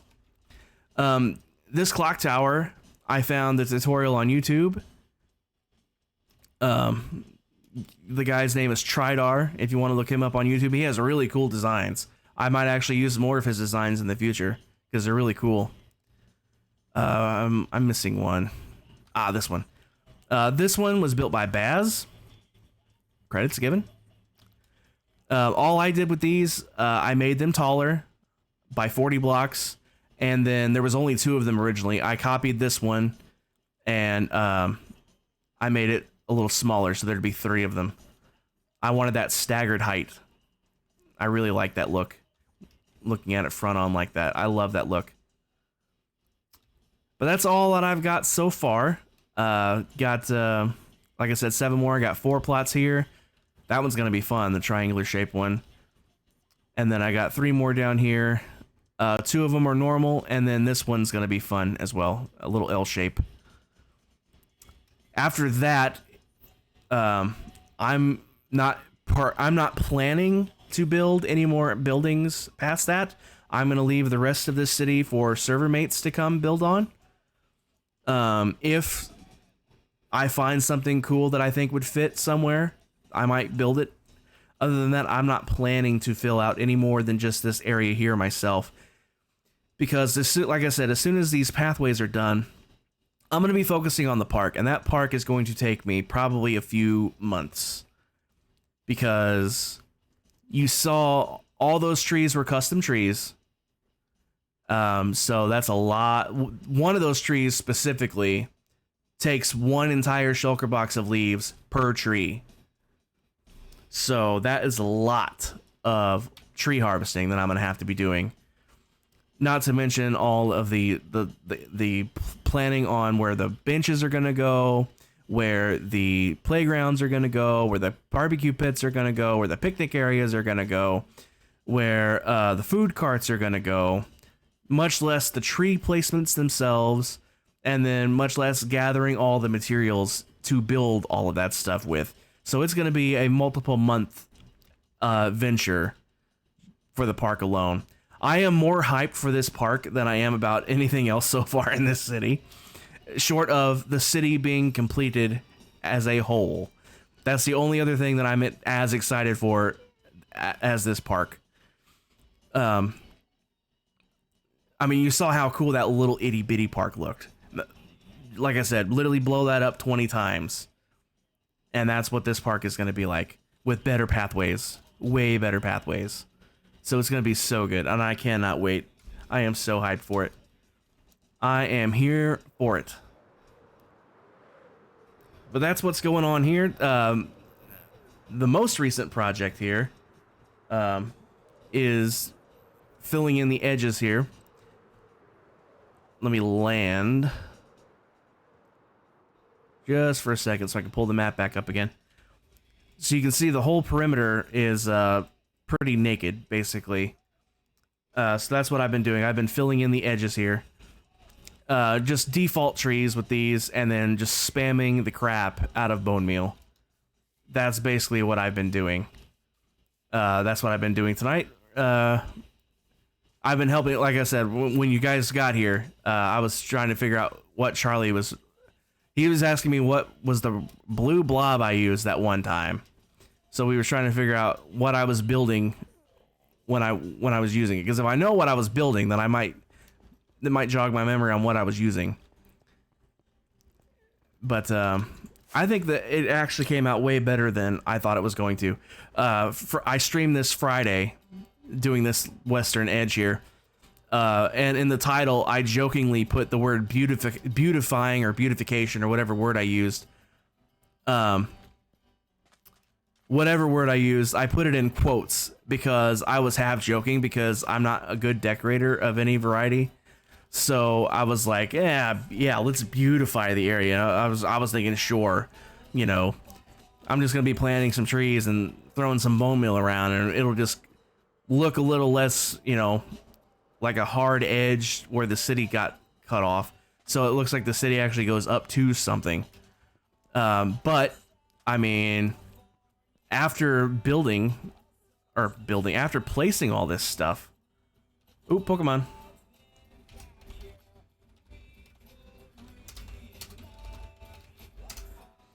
After actually doing all of this, I removed the quotations in my brain because it actually does look quite nice. It really does. I mean, obviously, way more grass than you're going to see in the natural terrain, but that's for a purpose. I'm trying to disguise all the moss carpets hiding the lighting. I don't want them to pop, because we're in the dark forest here, so you can see the color difference between the grass and the moss. So it really sticks out. So I'm just trying to disguise it so like when you're walking down the sidewall like this, you know, sure you can see them if you're looking for them, but if you're not looking for them specifically, like this one kind of sticks out a little bit. So I'm actually going to splash a little more bone meal, like right here. Just a little. Maybe right there as well. So now when you're walking, again, I'm not looking straight, I'm looking straight ahead, but I'm using my peripherals to see how well they blend in. And for the most part, they're fairly well hidden. Like they don't jump out at me like they were before. And that's really what I'm going for with all the grass. So it came out quite nice, if I may say so myself. I'm really particularly proud of this south edge right here. I am particularly proud of this. Let me free cam this one, actually. Doesn't that look nice? In fact, I'm going to take a screenshot now that since I have shaders turned on right now. I'm going to grab some screenshots of all this because I forgot to do so on Friday.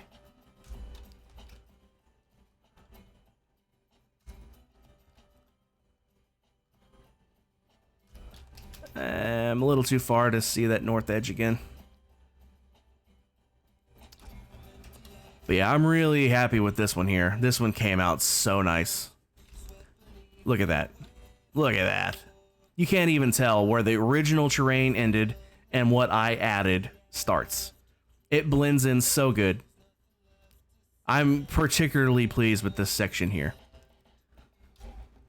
If I wasn't here to see what I did, I couldn't even point it out myself. I'm gonna fly up here to get more pictures. Because I really did forget to do this Friday. I was like, I'll post some pictures tomorrow. And I'm like, oh wait, I have to take pictures to post pictures. Whoops.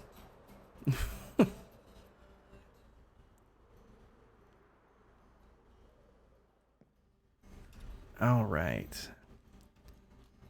F1, F2. Beautiful. All right. And now we can go and look and see what I've gotten done so far tonight.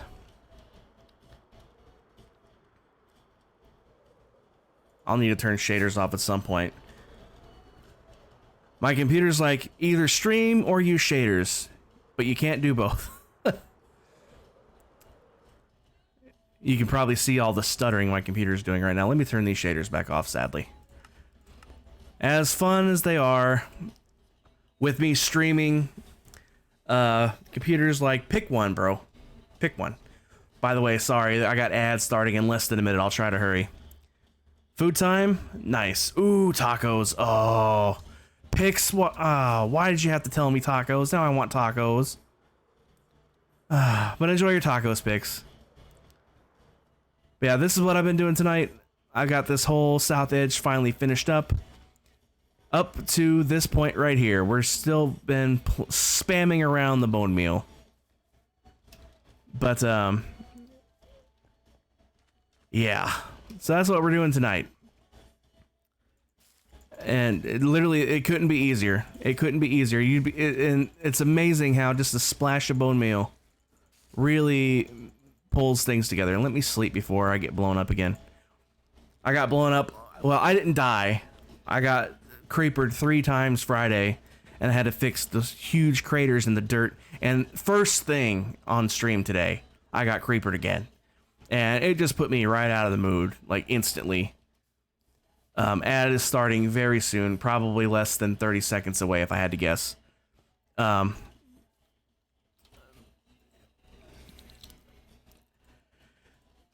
yeah, that's what's been going on. A bunch of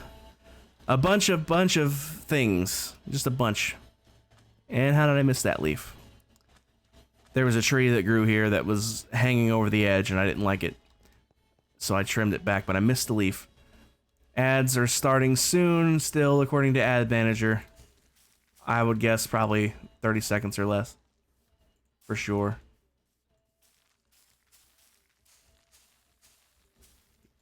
It's so dumb. It says ads starting soon and it gives you a countdown. You know, ads in, and now the ad started. It's so dumb. It says ads starting in like 30 seconds or whatever. And then when the 30 seconds are up, it says ads starting soon. And then there's yet another countdown. Although it doesn't show you that countdown. Ooh, I missed one. There we go. So I just had to guess. But now the ads are officially rolling. But Charlie said that he thinks it was on Metal Haven that I was building something. The only thing in Metal Haven that I was building with Lightmatica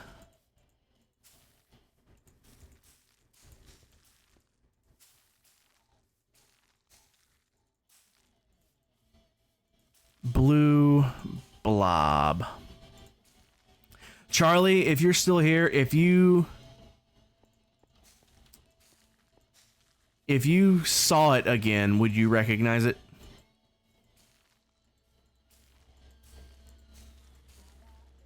Blue blob. I just thought of something that's a little blue blob that he might be referring to. It wasn't while I was building, at least it shouldn't have been. But, no, it couldn't have been the iron farm, Mac. I built most of those farms off stream. The iron farm I built off stream, the creeper farm I built off stream, the gold farm I built off stream, the shulker farm I built off stream. But Charlie, if you saw it again, would you recognize it? Because I did have something pop in my brain of what it might be. But, I wouldn't have been using it while I was using Lightmatica. If it is what I think it is, anyway. In fact, let me open it up. Give me a second here.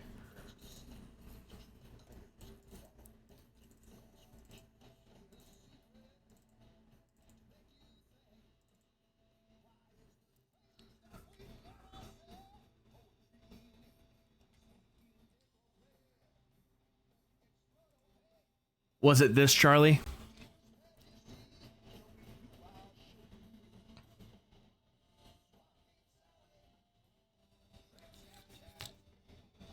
That's not it? Okay. Well, if it isn't that, then I have no idea what it is, because...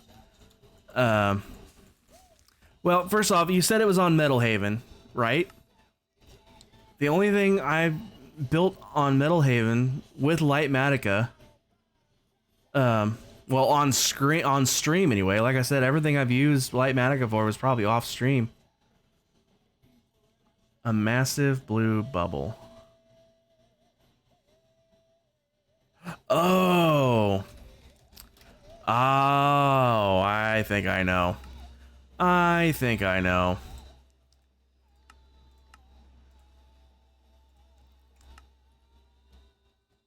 Oh. It would help if I did this. Nope, wrong one.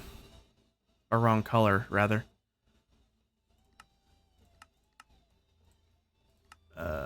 Not that one.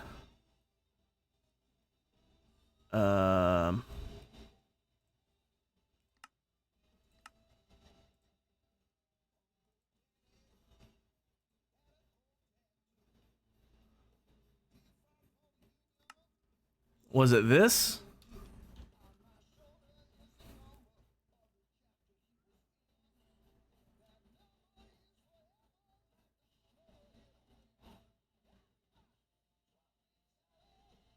Bigger? Okay. So, like... How about this one? Now this one's red. But,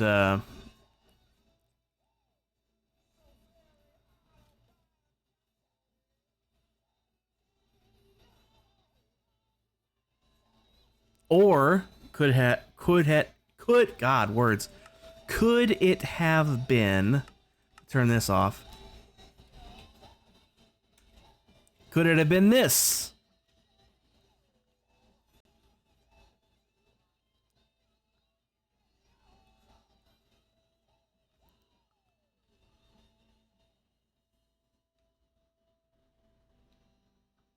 Well, there's more than two. This is just all you can see. There's a third one.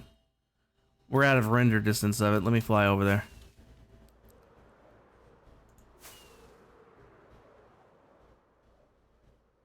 Either way, and you said they were spheres for sure, right? Because a beacon range would be a square. For sure sphere. The only thing it would have been would be this. I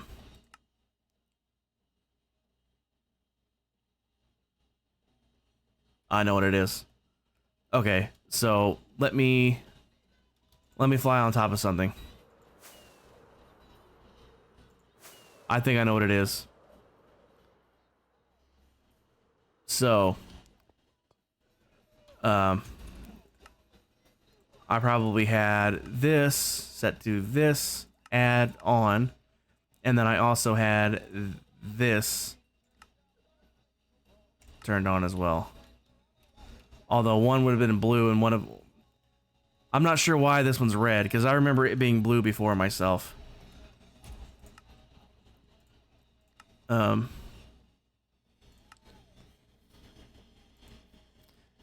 guess is the default color changed.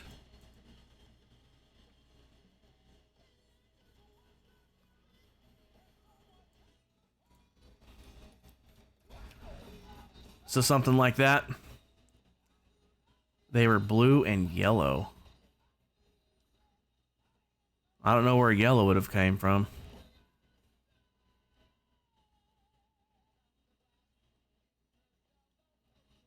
This is the only thing I could think of. Basically all this just shows you anything inside the blue circle is unspawnable because it would be too close to you as the player to spawn. So it would have to be outside of the blue circle to spawn. And then anything outside of the red circle would be too far away from the player. So anything outside the red circle would instantly despawn. So basically between the surfaces, between the outside of this circle and the inside of this circle is the only space that anything can spawn. So that's all this is.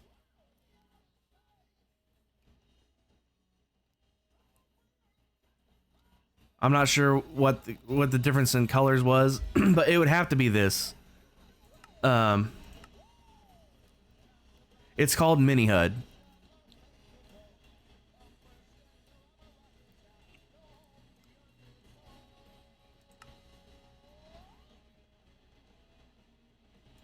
This is the only thing that would have a sphere like this that I have anyway. But I mean, you can change these colors. If you want the big one to be blue, you can make the big one blue, and then you can make the little one yellow if you wanted. There, now the inside one's yellow and the big one's blue. You can make whatever color you want.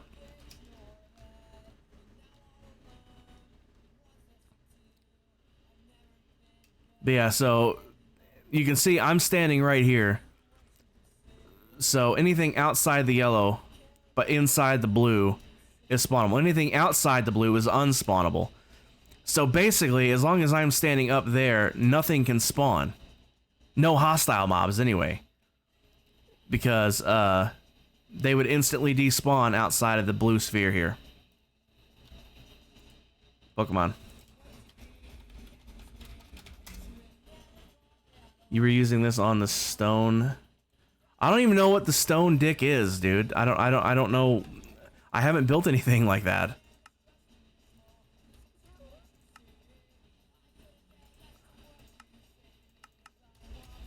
Fact. Oh, I don't even have it on here.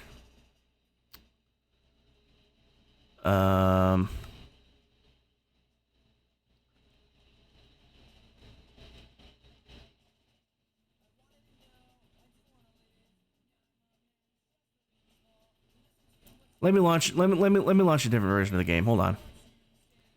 Give me a second. Let me launch 120 because my single player world's on 120 now. Yeah, but Mac, I'm almost done. I'm kind of bored with it anyway. This is more fun. If the launcher would open, that would be very helpful.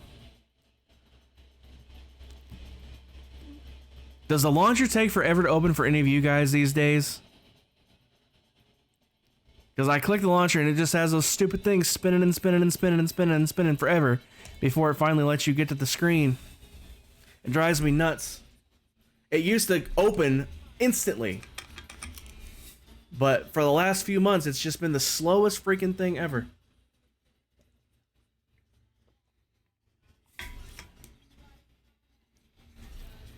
You use CurseForge?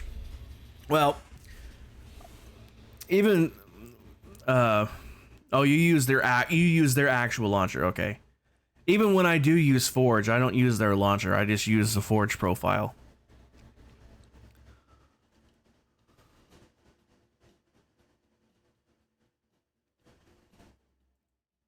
Well, since we're hopping on here, I'll show you what I've been up to.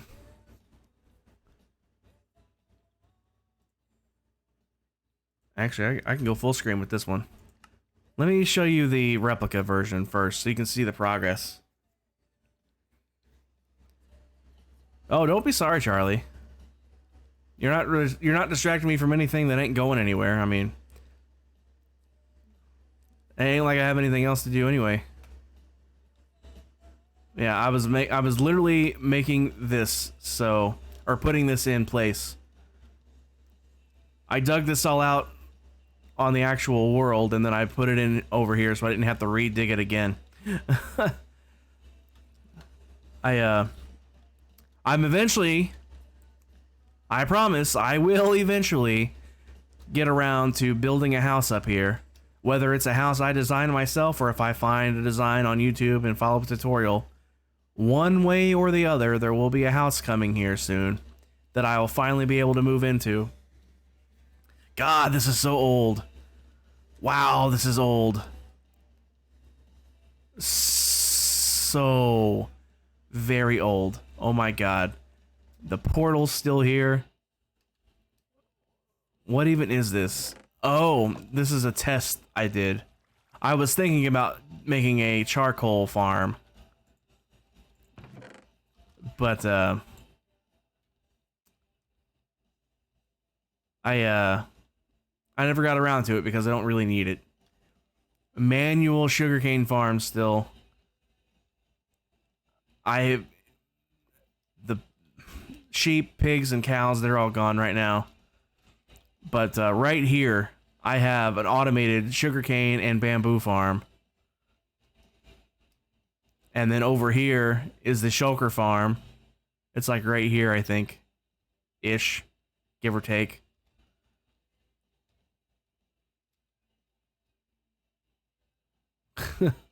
Have I even added on the trident guys yet?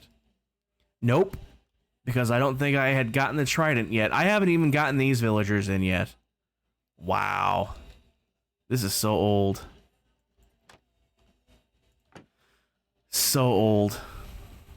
Wow. Wowie, wowie, wow. Anyway, let's go to the real thing now.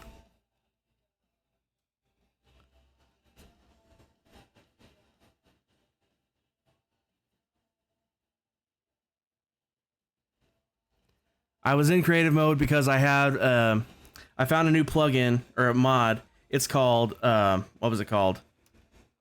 Chunky. It lets me pre-render the map. I've been trying to render out the map. Like, pre-render it. See, I got this big square done. I got this square over here done. But you have to be in creative mode to run it, I think. So that's the only reason I'm in creative mode. But it actually helps out because it saves time. This is the only thing I really made out of stone, by the way. That's even remotely phallic shaped, I should say. And it's not even phallic, it's just a rectangle. I mean, these are made out of wood and glass. And then the only other thing would be a creeper farm. It's made of stone.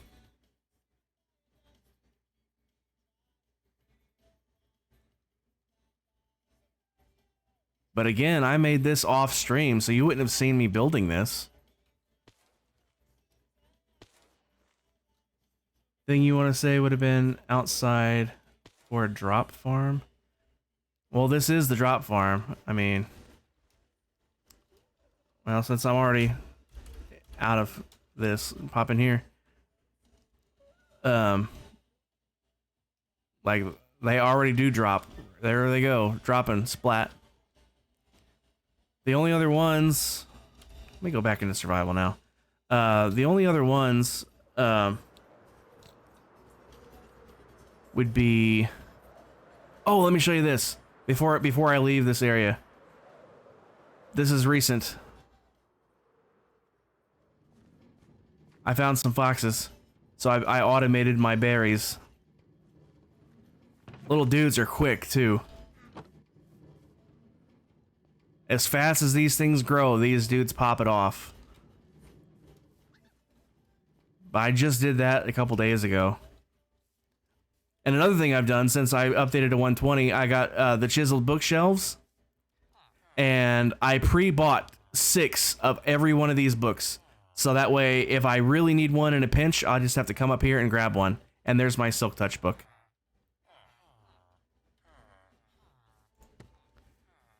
Gonna be heading out? Okay, Mac. Thanks for being here. Appreciate it. Have a safe trip home. Mac, if you make it home, tonight's movie is Oliver and Company. It's a Disney movie, so I'm sure it's rated G, so if you wanted to swing by, that's what we're watching.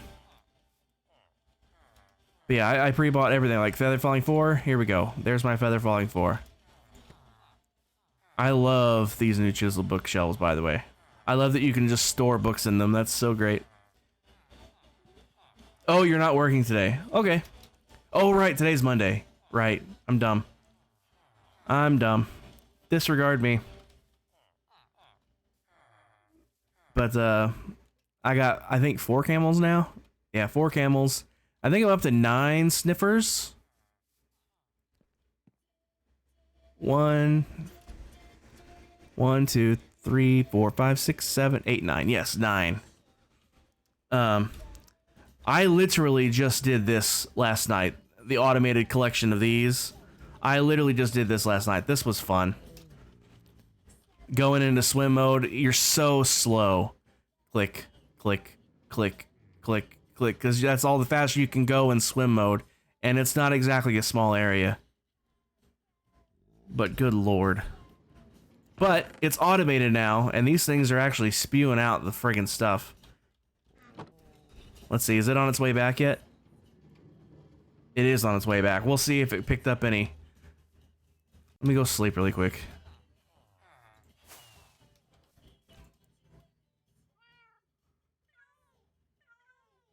Another thing I was doing, I went out and I got some saplings for every tree, and I got some wood from every tree, and I got hanging signs of all the wood types.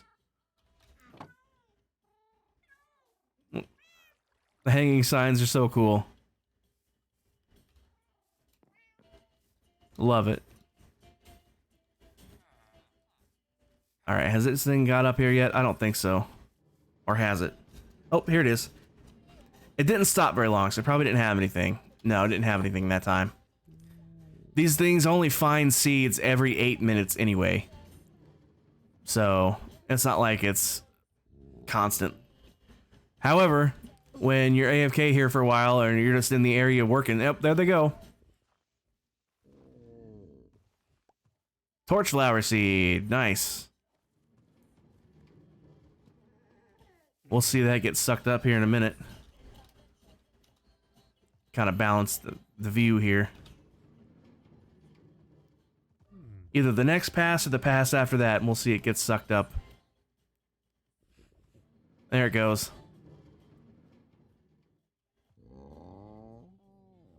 So, they, like I said, individually, they only, each one can only find one every 8 minutes, but there's 9 of them.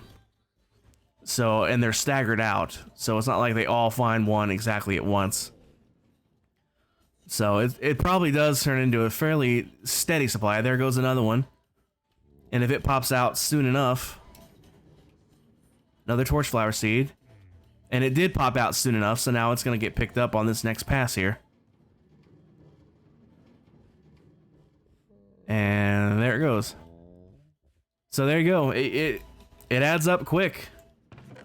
It adds up quick. I didn't even have enough to do 2 whole rows. I only had like 13, I think. 12 or 13 to start off with. So all the rest of this was just letting it run. And now there's 45 of them here. Okay, so the only other farm that I have would be was it 11? Trigger home set 11. No, it'd be 12. This is the only other one, but it's not made of stone. This is the only kind of phallic thing about it. That's sort of phallic shaped ish, maybe.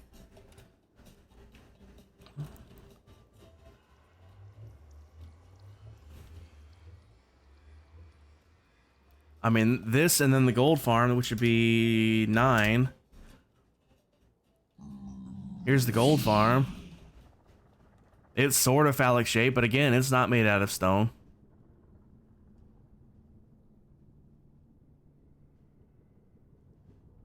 The build was in the overworld in either a forest or river biome.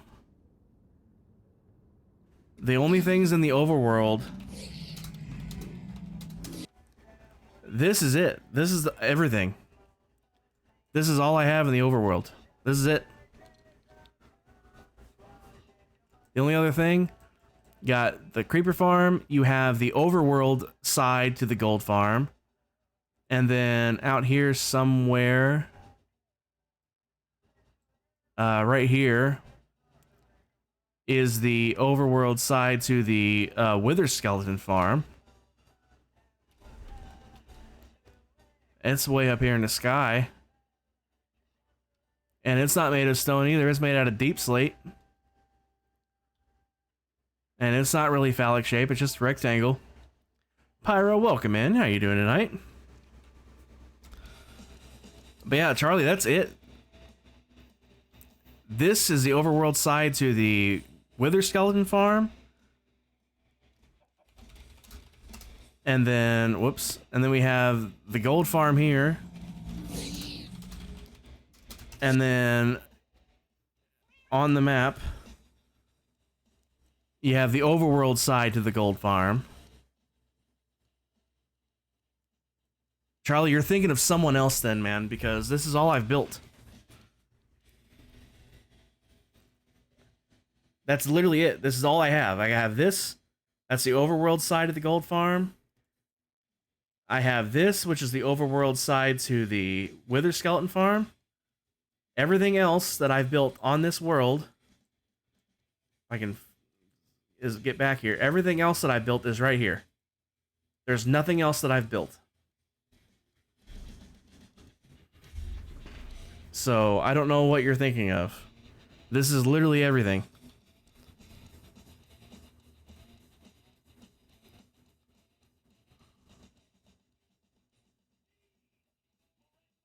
Like I said, I'm pretty sure you're thinking of a different person. The only other thing that I built is this. But again, it's deep slate and it's not phallic.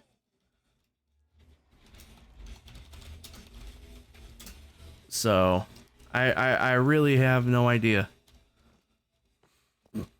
I haven't built anything in the end yet. So, I really, I mean, we could go look, but, and my game crashed. My game instantly crashed as soon as I went through that portal. Why? A fatal error has been detected. But why? One of my mods is probably...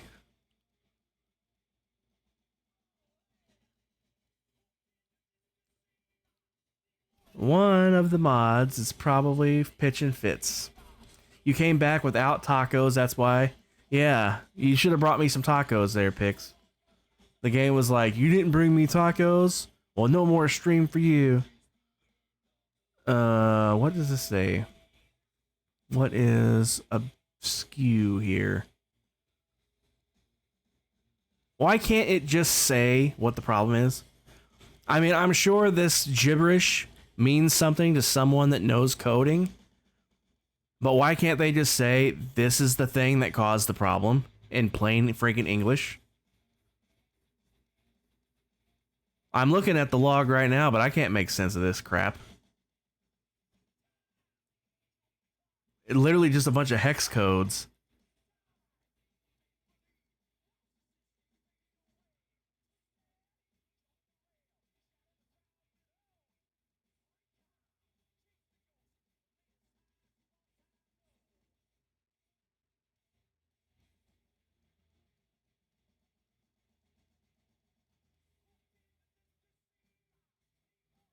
I mean, do you think you can make heads or tails out of this nonsense?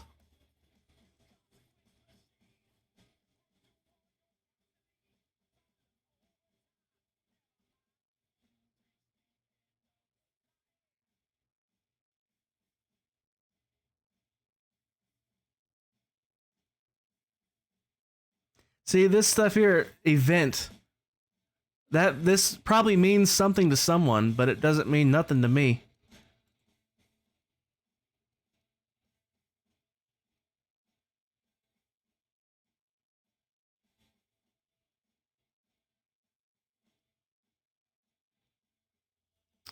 The only thing new is that chunky mod that preloads the map for you. I just thought it would be cool to be able to like pre-render out the map. So like I can see the map. So I can have a general idea of which way to fly when I want to go look for stuff.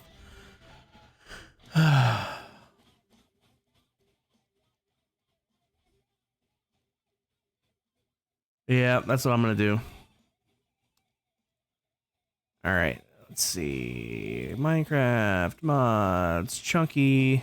Bye-bye, Chunky. Let me just double check it and add anything else. That's normal, that's normal, that's normal, that's normal, that's normal, that's normal. Actually, I'm gonna get rid of this. It takes too long to get through the seasons. I added the fabric seasons mod where, like, as time ticks, the seasons actually change, but it takes too long. I've had it for a couple of weeks now, and it hasn't changed seasons once. So it takes way too long. So I'm gonna get rid of that while I'm at it. That doesn't affect anything, really. That's normal, that's normal, that's normal, that's normal, that's normal, that's normal, that's normal, that's normal, that's normal. Everything else is normal. Okay, restarting.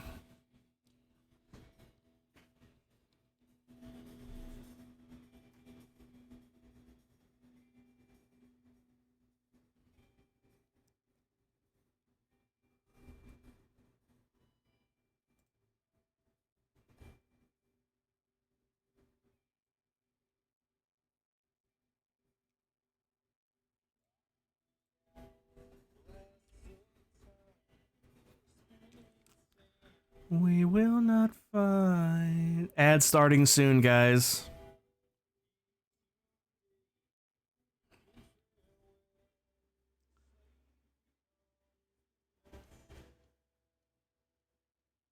My glasses need cleaned again. I'm so tired of cleaning my glasses. Let me grab some more torches because I'm gonna have to fly there.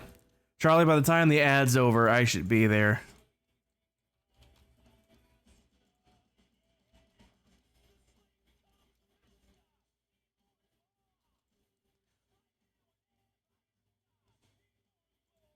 Who's the coolest doctor in the hospital? The hip doctor. Ad starting any second now on this ad. There it is, right there.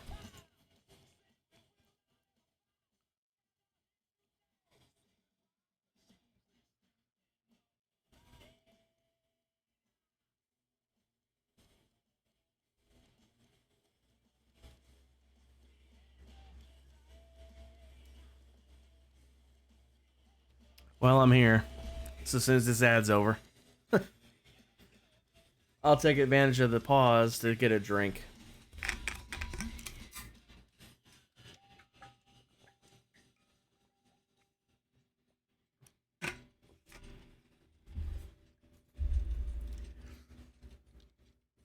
And I just realized I forgot to switch back to Minecraft. Whoops. Sorry about that.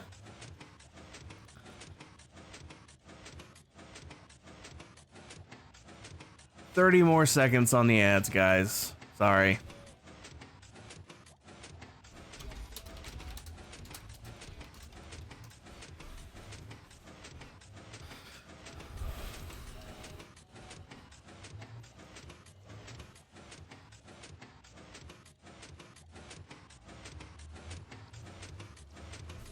I hear thunder again. Is there another storm rolling through?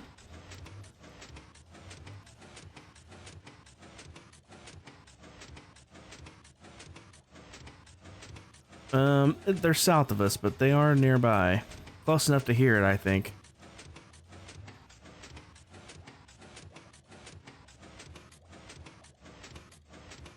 It's cooled down nicely outside. It's only in the 60s now. That's nice.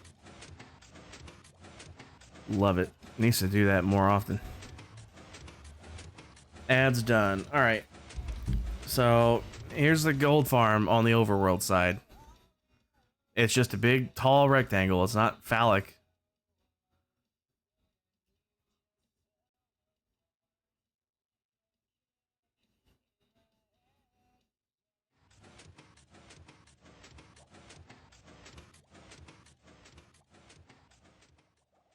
This is it.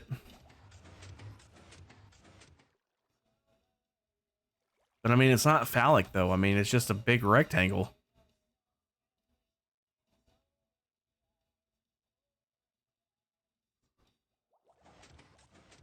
Either way, I wouldn't have been using those spheres here though.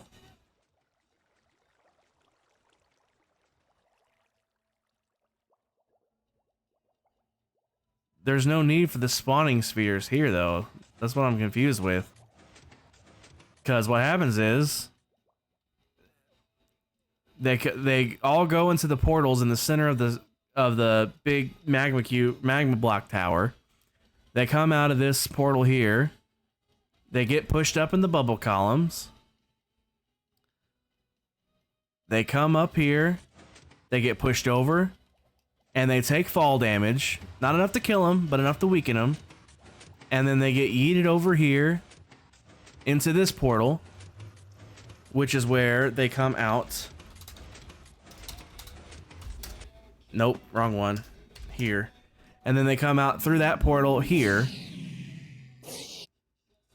Let me turn that down. And then that's that. I mean,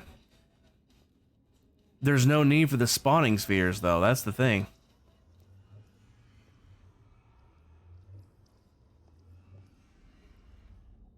Yeah, but see, that's not something that you have active. Like, you place that when you're building a farm. Like, the spawning area of the farm. That was the killing chamber, basically. So I wouldn't have needed those spawning spheres there. That's what I'm trying to say.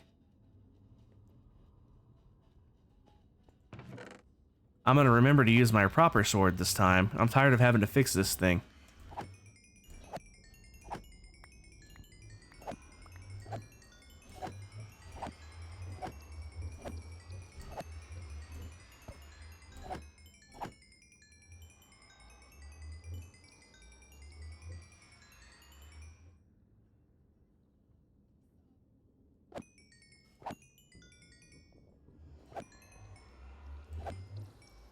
Might as well top off my stuff while I'm here. This thing's running kind of slow. What's going on?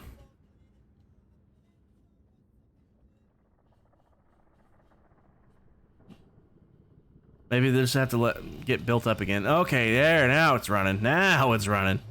I was like, why is this thing running so slow? Because this thing cranks, man. This thing really, really cranks out the XP for sure. It drops XP faster than you can physically absorb it.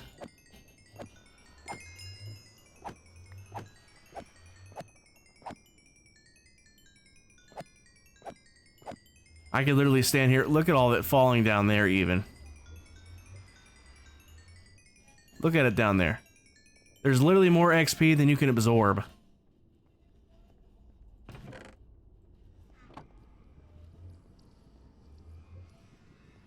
Let's see, go down here. Grab it.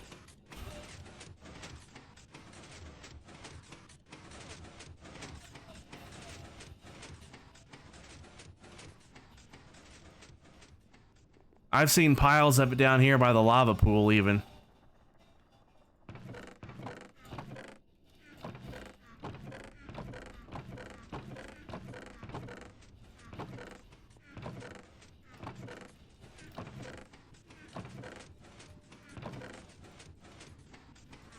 This was empty, by the way. This was just a few seconds of swinging the sword. Just a few seconds of swinging a sword. Over a stack of ingots, just a few seconds swinging a sword. Love it.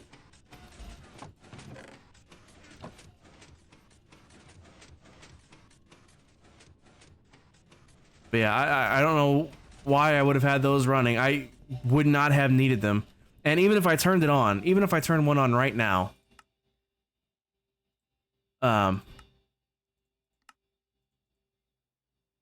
even if I turn this on right now, you'll see it does not follow me around.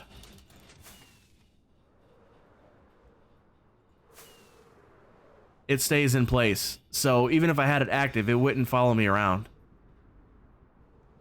And there, like I said, there'd be no reason for it to be active either.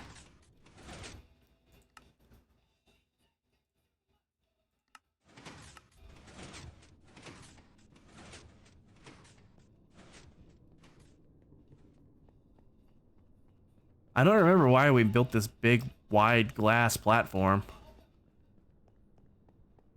It was part of the tutorials, that's why I did it, but... You posted in my Discord.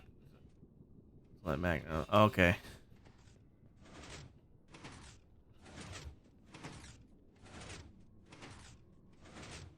But I mean, it's passive. Just sitting in the area, they entity cram, and they still drop bits. Not as fast, obviously, as with the looting sword, but I just have to stay here and I'll get passive gold.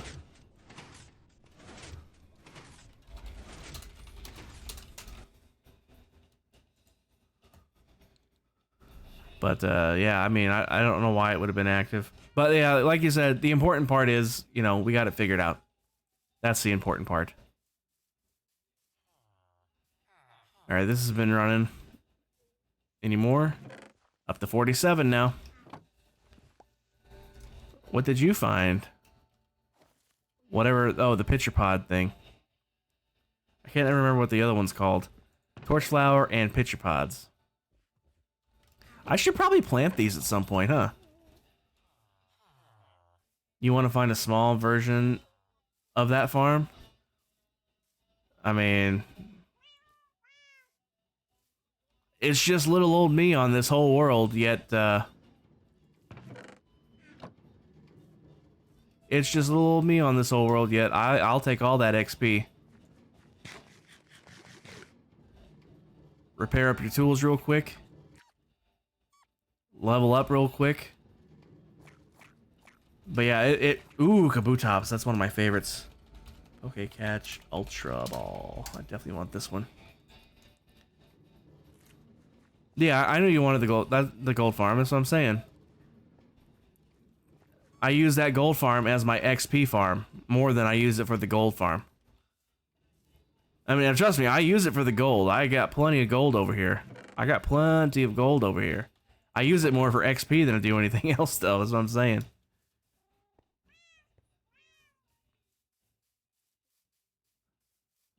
But, yeah. Excuse me. Oh, let me show you this resource pack world I found. It's the coolest thing ever. It's called Rest World. Check this out.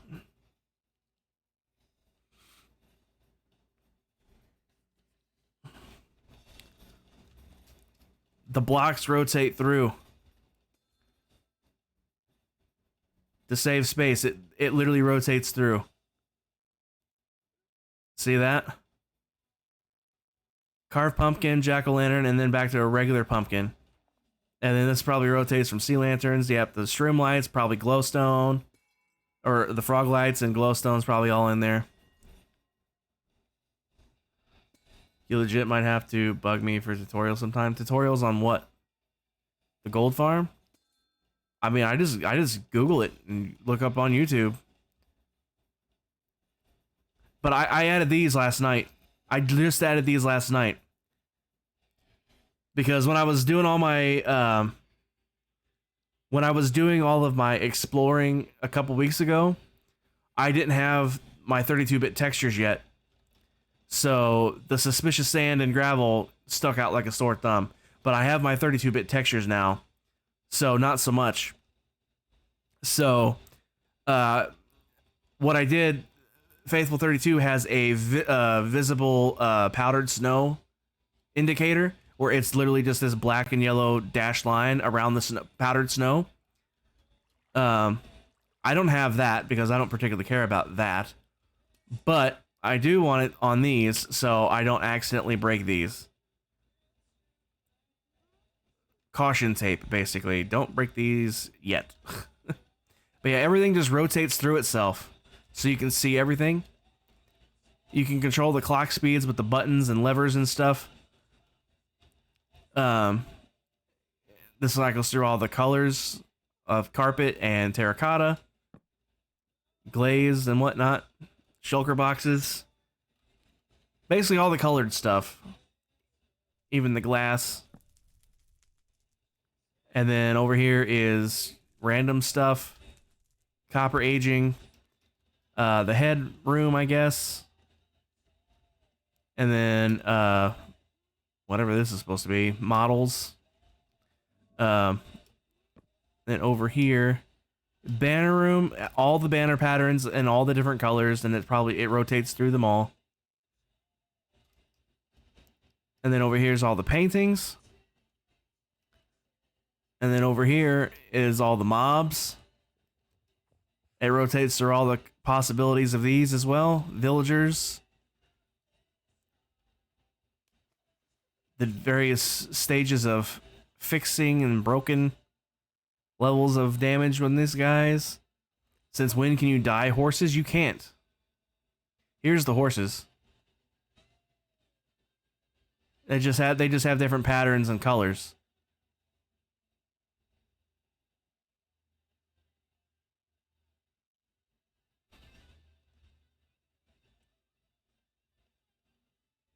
I think that horse was just there. It's horse armor. It's leather horse armor. That's what it is. It's leather horse armor. You can dye the horse armor.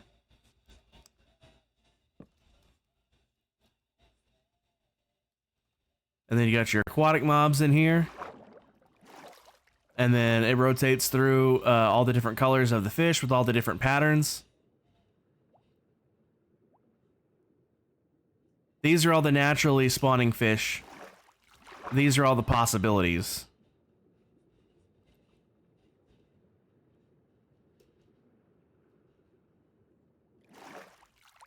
But yeah, it just cycles through everything. It's so good. It's so good. I love... This is the best thing ever, dude. It's so good.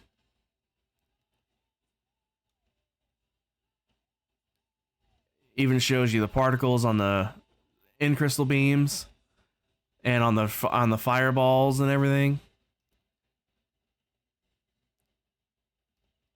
The nether mobs. It's so good. This is the best thing ever. This beats the living crap out of my little texture pack world that I had. There's all the woods. It just rotates through all the woods. It even changes the text. I have no idea how they're pulling command blocks, obviously.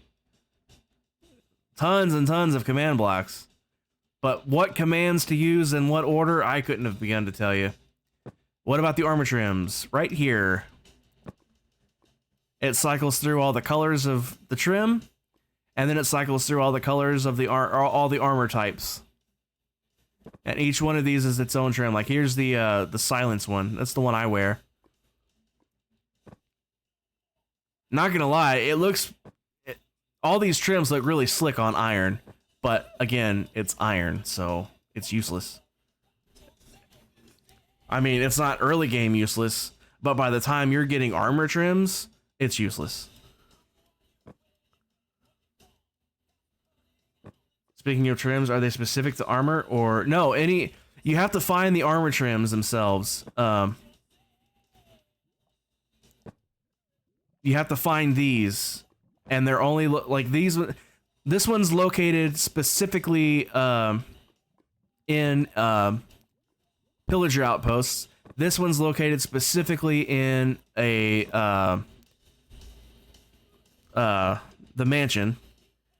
This one's located in shipwrecks. This one's located in shipwrecks. This one's located in jungle temple. This one's located in this desert temple. These 4 are located in the trail ruins. These 2 are located in ancient cities. You have to kill an elder guardian to get one of these. This one is found in a bastion. This one is found in a nether fortress. This one is found in a stronghold, and this one is found in an inn city, and this one is also found in a bastion. And this is what you need to upgrade your armor to netherite now. You found one in a buried treasure, but it showed iron only. No, it works on any armor. I'm sure I have. Any world will do. Any world will do. But basically, you take your, say you want this one, and then you want netherite. You'll need a smithing table as well, and then whatever color you want it to be. You can use emerald for green. You can use any of the dyes, I believe. There may be specific ones you have to use. I don't remember. I know redstone's one of them. I don't remember all the colors. But basically, you put your armor in here, you put your trim in there, and then, okay, so lapis, quartz, diamonds, emeralds, amethyst, or was that an echo shard? Anyway, you can put emerald in there to get emerald trim. You can do redstone trim. Let's see, glowstone maybe? Will glowstone be one? No, not glowstone. See, lapis will be one. Diamonds is one. I think you can even use netherite on netherite. You can. It actually does show up too, by the way. Netherite ingot to color it with, it's actually darker. You can see the stripes. Let me switch out this with one that has more color on it. This one has the most color. See, it darkens it up. So even applying netherite to netherite actually does show up. Gold? Can you use gold? Copper, maybe? Copper would be cool. You can use copper. Fun. Gold? You can use gold! Nice. Can you use iron? Oops. Iron. Iron. You can use iron. Nice. Yeah, you can use any of the ingots, apparently. All of this stuff this is all the stuff you can use down here on the hotbar. Except that. These are for sure what you can use for colors. There might be others, but I don't know for sure. But yeah, you can put it on any of the armors, not just iron. You wonder if the trims in gold count for pigment safe? No. No, it would not. If it was gold armor, then yes. But not just gold trimmed. It would be cool if it was, but it's not. At least I don't think it is. I haven't tried it. You got redstone, amethyst shards, copper, diamond, emerald, gold, iron, lapis, netherite. Maybe that one's iron, actually. I don't know. Anyway, talk about a waste of netherite. If you're putting netherite colored trim on iron armor, what a waste of netherite. What an absolute waste of netherite. Yeah, I think it's only showing it on iron because it pops out the most on the iron. I'm pretty sure that's the only reason why. There you go. Redstone, amethyst.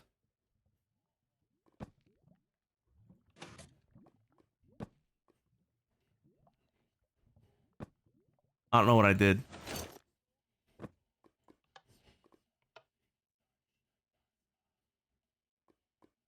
Oh, I think that pauses it. Now, what does this do? Labels. I gotcha. Labels on, and now you can see. Now you can see which ones are which. By the way, you don't know Jack on vanilla, but you're hoping diamond gear at least works before finding other right in vanilla. Oh, you have to have diamond. You have to have diamond before you get netherite. Because you turn diamond into netherite. See, what you do is you get your smithing table. You get your upgrade token. You get your netherite ingot. You get your diamond chestplate or diamond armor as a whole. Diamond, your upgrade token, netherite, and then out comes your netherite chestplate. That's how you get netherite. So you have to have diamond anyway. You have diamond, but you need to be able to survive long enough to upgrade. Well, yeah, I mean, once you have diamond, I mean, diamond's pretty good.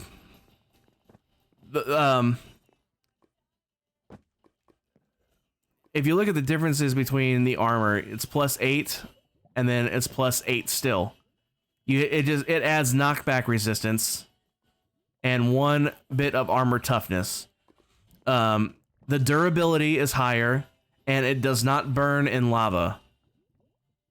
Other than that, it offers the same amount of protection as diamond does.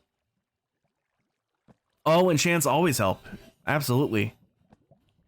You want protection, depending on what you're. I mean, if you're fighting a lot of skeletons, like if you're going specifically for skeleton fighting, you'll want projectile protection.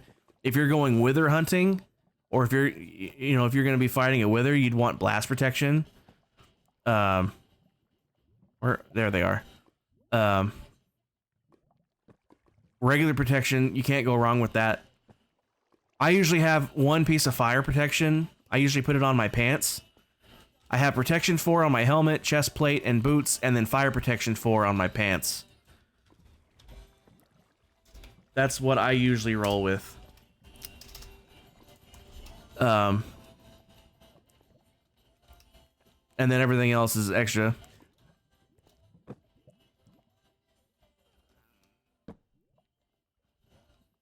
Yeah, Charlie's survival is survival is survival. It doesn't matter what mod or you have or if it's vanilla. I mean, you still have to survive. But for armor, either protection, regular protection, you cannot go wrong with regular protection 4. For your helmet or for your boots, you're going to want feather falling 4.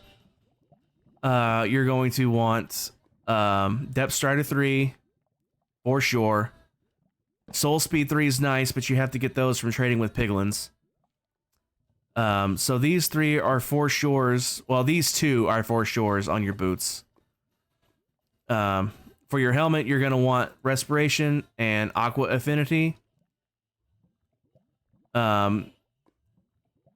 Thorns 3 is always a good option. That way, if something attacks you, they get damaged back. But it does wear down your stuff faster. But if you're on diamond stuff, that doesn't really matter. I mean, by the time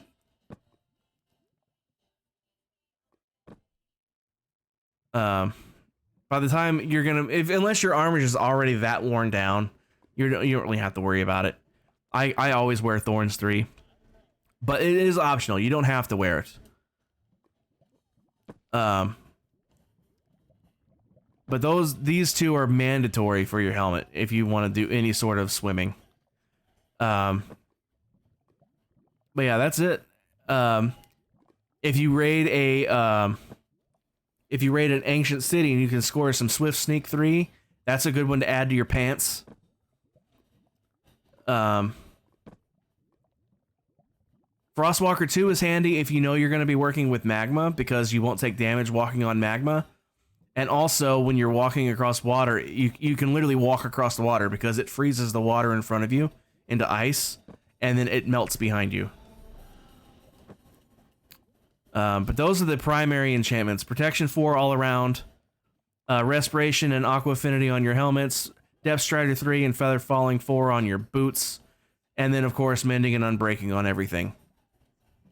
Soul Speed 3 on your boots if you can. Swift Sneak 3 on your pants if you can. Thorns 3 is an option.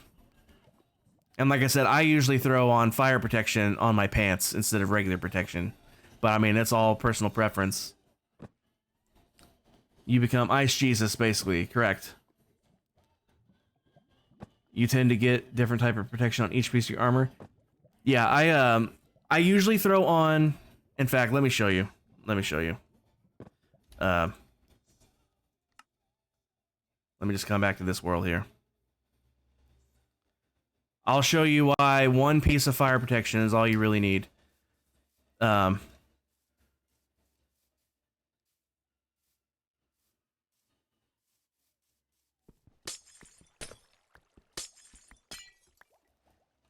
look. I'm wearing... It's Elytra, but it's Armored Elytra, so my chest plate is there. I have Protection 4 on that chest plate.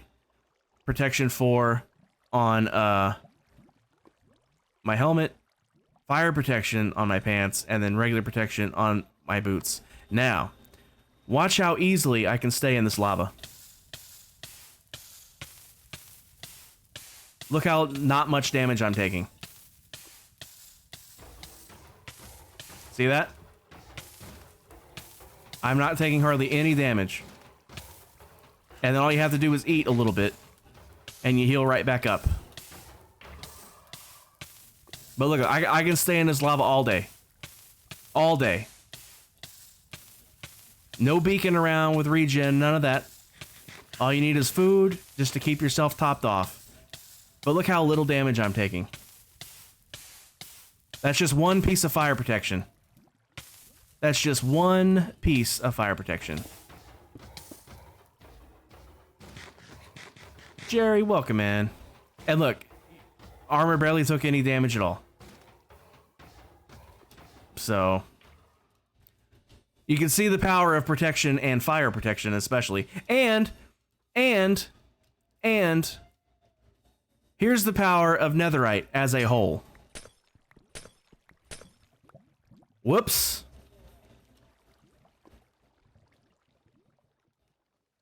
It probably sank through. It'll probably come up here and start looping around, actually.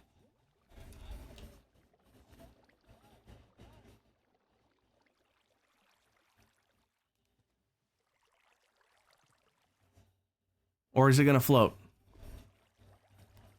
Where'd it go?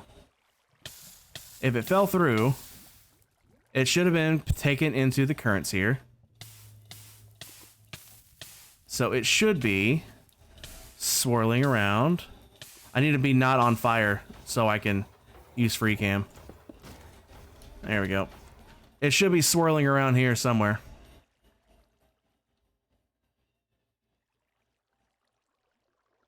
The fact that it's... Oh, I bet it got picked up by a chest. Duh. I bet it got picked up by a chest. Or this last one here. I can't reach it. Need blocks.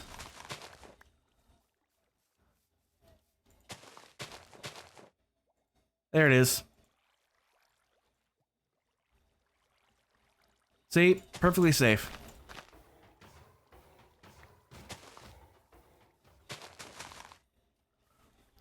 See you after the ads. All right, it is in ads.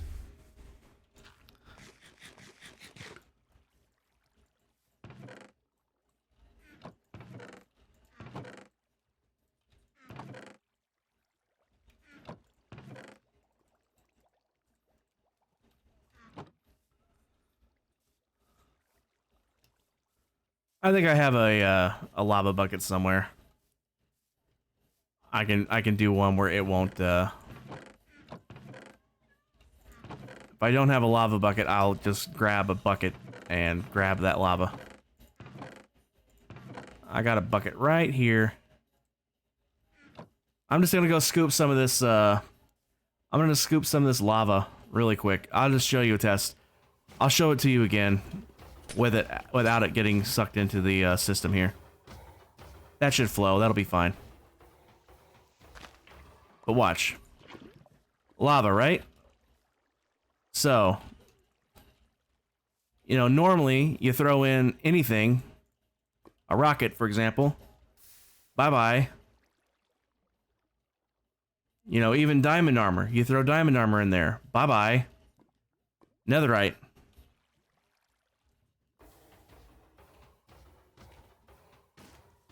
There's the power of netherite, Charlie.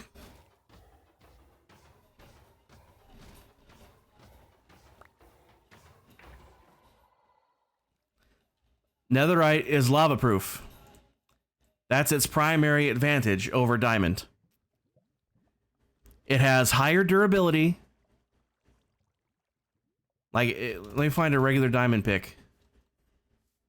Let me find a regular diamond pick. I'm sure I have one somewhere. And if not, I'll buy one. Where was it? There we go. Regular diamond pick. Let me use it on something. Anything. Just to get the durability turned on. So, diamond has 1,561 uses. Netherite has 2,031. So, it has an increased durability. But more to the point... I don't even care about this pick. More to the point. Netherite pickaxe... lava. It floaties. Diamond pickaxe. Lava. It burn up. Go bye-bye. That is the primary advantage of netherite over diamond. It is lava proof. Now, if you have armored elytra like I have, if I was to drop this into the lava, I would lose the elytra, but the chest plate will survive. It burns the elytra off, but the chest plate itself would survive. So that's the power of netherite. Where did I get this bucket from? Here it is. So that's why you want to upgrade to netherite if you can. Because if you go splat in lava, at least you won't lose your armor and your tools.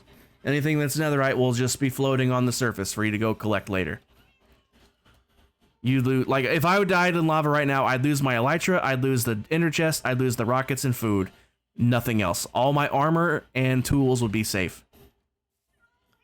Here's hoping you can find the upgrades. Yeah, you'll need the, you'll need these. These are found in bastions. They do get consumed when you use them. But you can duplicate them. You get one of them. You get a piece of netherrack. And you get yourself 7 diamonds. And you can replicate it with this recipe right here. You replicate it. Now, I'm not going to replicate it because I don't need to. Because all my gear is already netherite right now. So I don't need to use that token right now. But that's how you would replicate it if you needed to. You only need to find one of any of these. Like, I only have one of these, I only have one of these. I only have one of these, but that's okay. I can replicate these if I wanted to use them. In fact, I have the book here that tells you what materials you need to use to upgrade them. They all take the original copy of it. They all take 7 diamonds. This is the material that you need to copy the specific ones. I just keep that book right there with them. Lee, welcome back. You do have the corpse mod. What is that? Is that like a graves thing? Oh, geez, I just realized it's movie time. Tally, could you do me a favor and pop in the Discord and let everybody know I'm running just a few minutes late because of stream? I would appreciate that greatly if you would do that for me.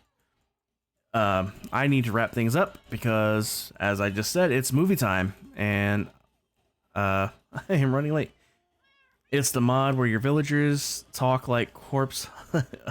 So yeah, it's just a gravestone. Okay, I gotcha. I gotcha. Well, if you ever didn't have that mod going, you know, Netherite's the way to go if you're gonna die in lava. That way, you at least don't lose your tools and armor. But yeah, I need to wrap things up. Let me see. That's the one thing that hasn't been fixed yet. That and the sniffer texture. Let me see who's on to raid into.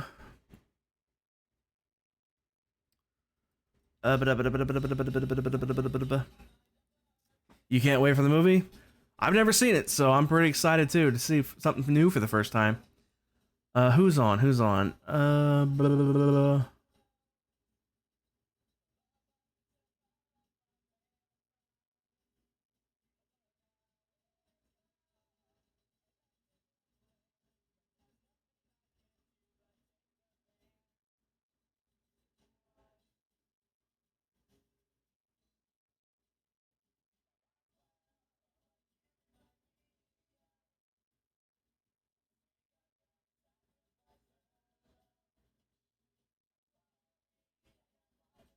Oh boy. Uh, let's let's um let's raid into Dan Bear. Dan Bear Pig. Go ahead and hit the start button. All right, if you guys are subscribed to me, there is the raid call for you guys to grab. If you have the emotes, they will show up. You just have it. Stream Elements isn't subscribed, so it doesn't show up. If you're not subscribed to me, make sure you grab this raid call. That way, it's just the default Twitch emotes that everybody has access to. So we're gonna go raid into Dan Bear Pig. And I'll have to raid and run, sadly, because I need to go take a bio break and grab a snack for the movie, and then get back for the movie. Oh, wild rattata. Okay, catch. Get it in. It should trigger even if the raid's already hit. But anyway, I'm gonna go ahead and hit the raid button. Thanks for hanging out tonight, everybody. Appreciate it.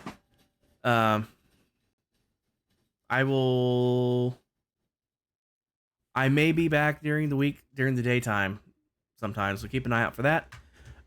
If not, I'll see most of you guys in the Discord for movie night in just a few minutes. But yeah, I'll see you guys later. I'm gonna go ahead and hit the raid now button. It's starting soon anyway. I'll just let it. It's almost there. So.